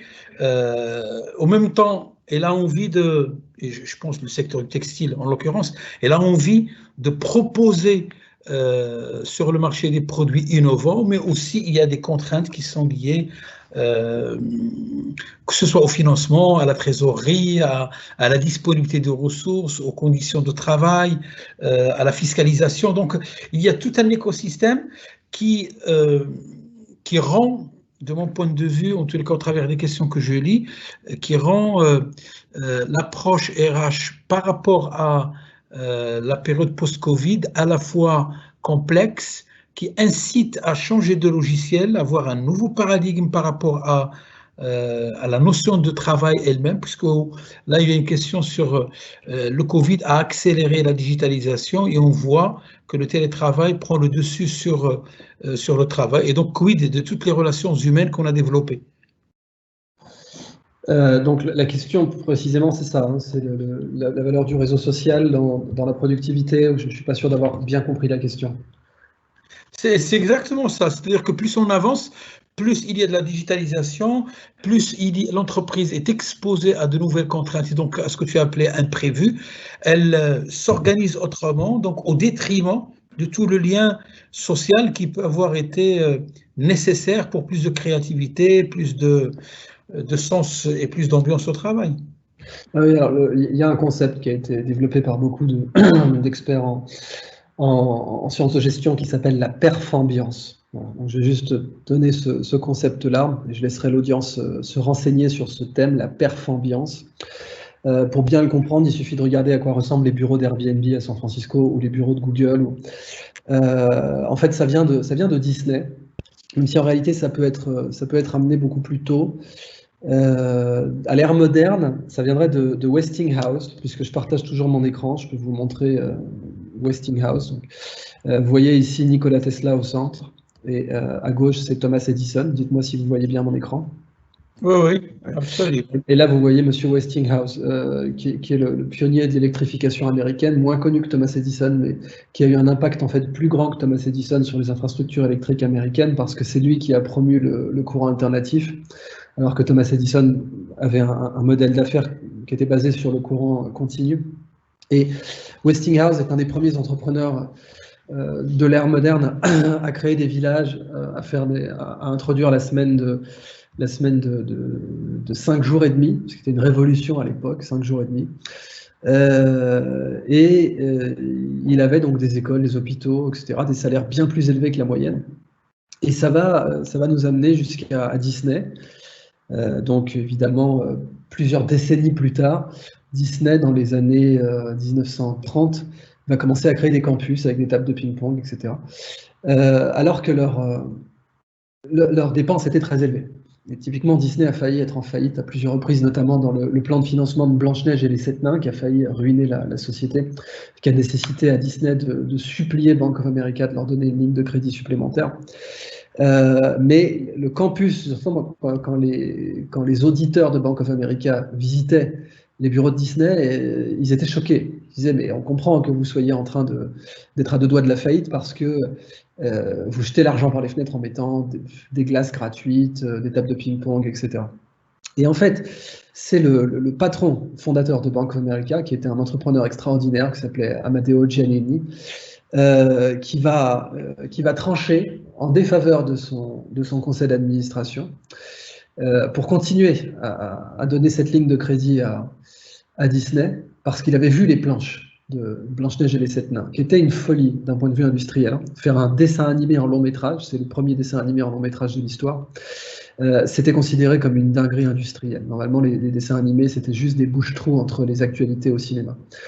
Et personne ne prenait ça au sérieux, sauf Walt Disney et Amedeo Giannini, son argentier. Donc, cette notion de performance, elle est encore rare, même aujourd'hui. Hein. C'est-à-dire que l'immense majorité des entreprises dans le monde, en particulier en France, considèrent ça comme une frivolité, d'avoir un espace de travail qui est propice à l'épanouissement et au bonheur, et considèrent que c'est une perte en fait de cash.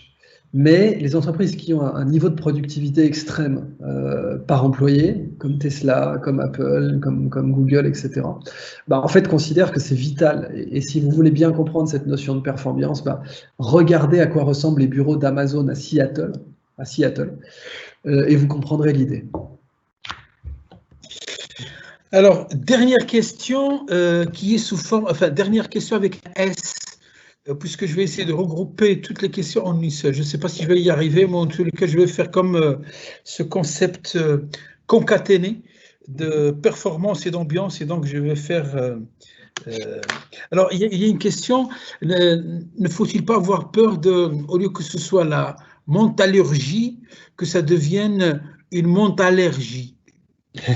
Et que, bon, ça pourra... Enfin, je te laisse commenter cela.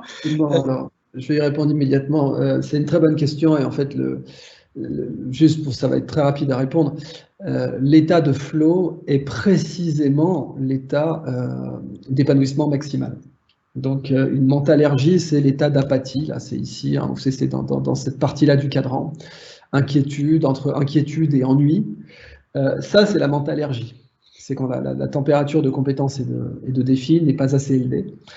Et donc justement, la bonne mentalurgie, c'est l'opposé d'une mentallergie. Mais bravo à cette auditrice ou cet auditeur qui a parfaitement compris le concept et qui a déjà essayé de le manipuler et d'en tirer quelques dialectiques.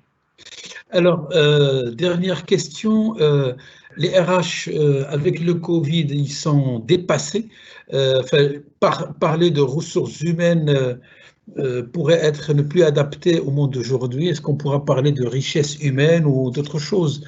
Est-ce que ça sera toujours ressources humaines ou on va profiter de cette renaissance pour redéfinir les concepts, pour les disrupter aussi et pour parler d'autre chose? Je te laisse commenter aussi ce... Oui, tout à fait. Hein. De toute façon, le mot crise en grec, l'origine, l'étymologie du mot crise, c'est décider. Un krinein en grec, ça veut dire décider. Donc, une crise, c'est un moment de vérité. On doit prendre un tournant. En tout cas, il ne faut pas continuer. Une crise, c'est un tournant historique. Donc, il ne faut pas poursuivre le même chemin que dans le passé dans une crise. C'était le cas pendant les crises pétrolières. Donc, je pense que au moins un bon quart de l'audience a dû les vivre.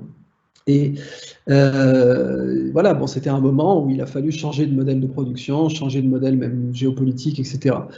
Et donc, réellement, la façon dont on conçoit les ressources humaines, je pense que pour bien la comprendre au XXIe siècle, il faut la centrer sur la question produire ou s'épanouir. Et il faut dépasser cette contradiction entre productivité et épanouissement. Je pense qu'il faut définitivement désinstaller cette idée qu'on ne peut pas être productif et épanoui en même temps. En tous les cas, cher ami Idriss Aberkane, c'est toujours un plaisir de te recevoir, de t'écouter, de te suivre. Je pense qu'avec toi, on surfe non seulement sur des sujets de management ou de gestion, mais c'est des sujets qui sont à la fois introspectifs, qui invitent à se poser des questions justes, à aller chercher la vérité où elle est, et à avoir cette pensée nuancée, cette pensée affranchie, cette capacité de questionner les questions elles-mêmes, puisque tu es parti de la paléontologie en passant par l'histoire, que ce soit des métaux, en travaillant aussi sur la question de la motivation, sur l'antifragilité, sur tout ça. Je pense que tu nous donnes un cocktail de ce que doivent être les ressources humaines de demain, ou les compétences recherchées de demain. C'est des compétences qui doutent et qui ont à la fois le doute et la certitude, qui peuvent croître et décroître, qui sont à la fois dans la chose et son contraire. Et c'est comme ça qu'on peut je pense, embrasser la forme de vérité telle que tu l'as bien présentée avec Saint-Augustin, avec une passion forte et en allant chercher la vérité où elle est. Je pense que le Bensouda le disait en guise d'introduction, ce webinaire s'inscrit dans le cadre d'un master sur capital humain et les organisations agiles. Quand tu parlais de antifragile, je m'étais dit dans antifragile, il y a fragile et il y a agile, et donc on est pratiquement dans le sujet. Je pense que idéalement, ce qu'on a voulu faire au travers de ce webinaire, c'est de donner un avant-goût à tous les participants, à tous ceux qui vont choisir de s'inscrire et de suivre ce cycle de master, parce qu'il va y avoir à la fois des questions techniques sur peut-être les techniques propres de la GRH, sur la motivation, mais il y aura aussi des sujets sur l'innovation, sur la complexité du monde, sur un autre style de management, d'autres manières de gérer la complexité, tout en étant dans un monde technologiquement qui évolue, je ne sais pas à quelle vitesse, mais en tous les cas, on le voit, ça va tellement vite qu'on se dit, est-ce qu'on aura le temps de rattraper pratiquement le temps perdu pour être ne serait-ce qu'en phase avec les innovations et en plus on découvre avec toi des concepts comme l'antifragilité où il faut gérer l'imprévu et tout en étant très adaptable et très flexible et être dans ces combinaisons de flexibilité et sécurité, de performance et d'ambiance, de compétences et de défis. Donc, merci de nous avoir donné ce panorama, ce spectre assez très large pour nous inviter à aller chercher, nous documenter et nous améliorer. Je pense que je vais redonner le micro à mon ami Bensouda pour le mot de la fin. Peut-être juste avant, il y a un ami qui m'a envoyé ce matin et là, il m'envoie un petit texto sur WhatsApp et il me dit Hassan, essaie de regarder le livre que je t'ai envoyé ce matin. Et le livre qu'il m'a envoyé ce matin, c'est celui-là. Je ne sais pas si vous le voyez, mais en tous les cas, c'est… Flo, très bien, ben oui, bien joué. Donc, vous voyez, laisse-le sur la caméra. Psychology of Optimal Experience. Mais laisse-le sur la caméra qu'on voit le nom imprononçable de l'auteur. Ouais. Tu peux, voilà, baisser un peu qu'on voit le nom de l'auteur. Voilà, là, voilà. Mihaly. Mihaly, Csikszentmihalyi Mihaly. Ouais. Voilà. Donc, ce sera le premier exercice à poser, c'est le nom. Il faut prononcer le nom du concepteur ou de celui qui a découvert la théorie du flow. Voilà, donc c'était juste pour te dire qu'il n'y a pas d'hasard, il n'y a que de la convergence. Le mot de la fin pour notre ami Bensouda. Et peut-être avant, on va faire des applaudissements avec un sourire magnifique à Idriss Aberkane. Voilà. En tout cas, moi, je vais relater que ce que je vois sur les témoignages. On a passé une exceptionnelle soirée d'un niveau intellectuel très, très élevé, comme on les aime. Merci encore, docteur Idriss Aberkane. Merci beaucoup. J'espère que dès 2021, Inch'Allah, la prochaine sera allez-y, en chair et en os, et qu'on aura terminé avec cette histoire de pandémie. Un grand merci à mon ami docteur Hassan Sharaf. Ça a été du très, très haut niveau. Merci beaucoup. Et un petit mot de fin, le docteur Idriss Aberkane pour saluer ses fans. Et ils sont nombreux ici au Maroc et à travers le monde. Merci. Écoutez, c'est vraiment un honneur d'avoir fait cette intervention. Je serais ravi, oui, si tout se passe bien, de revenir intervenir chez vous en 2021. Merci beaucoup. Bonne soirée et merci d'avoir passé la soirée avec nous. Donc, merci beaucoup, Idriss. Merci, Bensouda. Merci à toute ton équipe et merci à tous ceux qui nous ont suivis sur le live et sur. Exact. Bonne année. Bonne soirée, bonne année. À bientôt. Bonne année. Au revoir. Merci. Au revoir.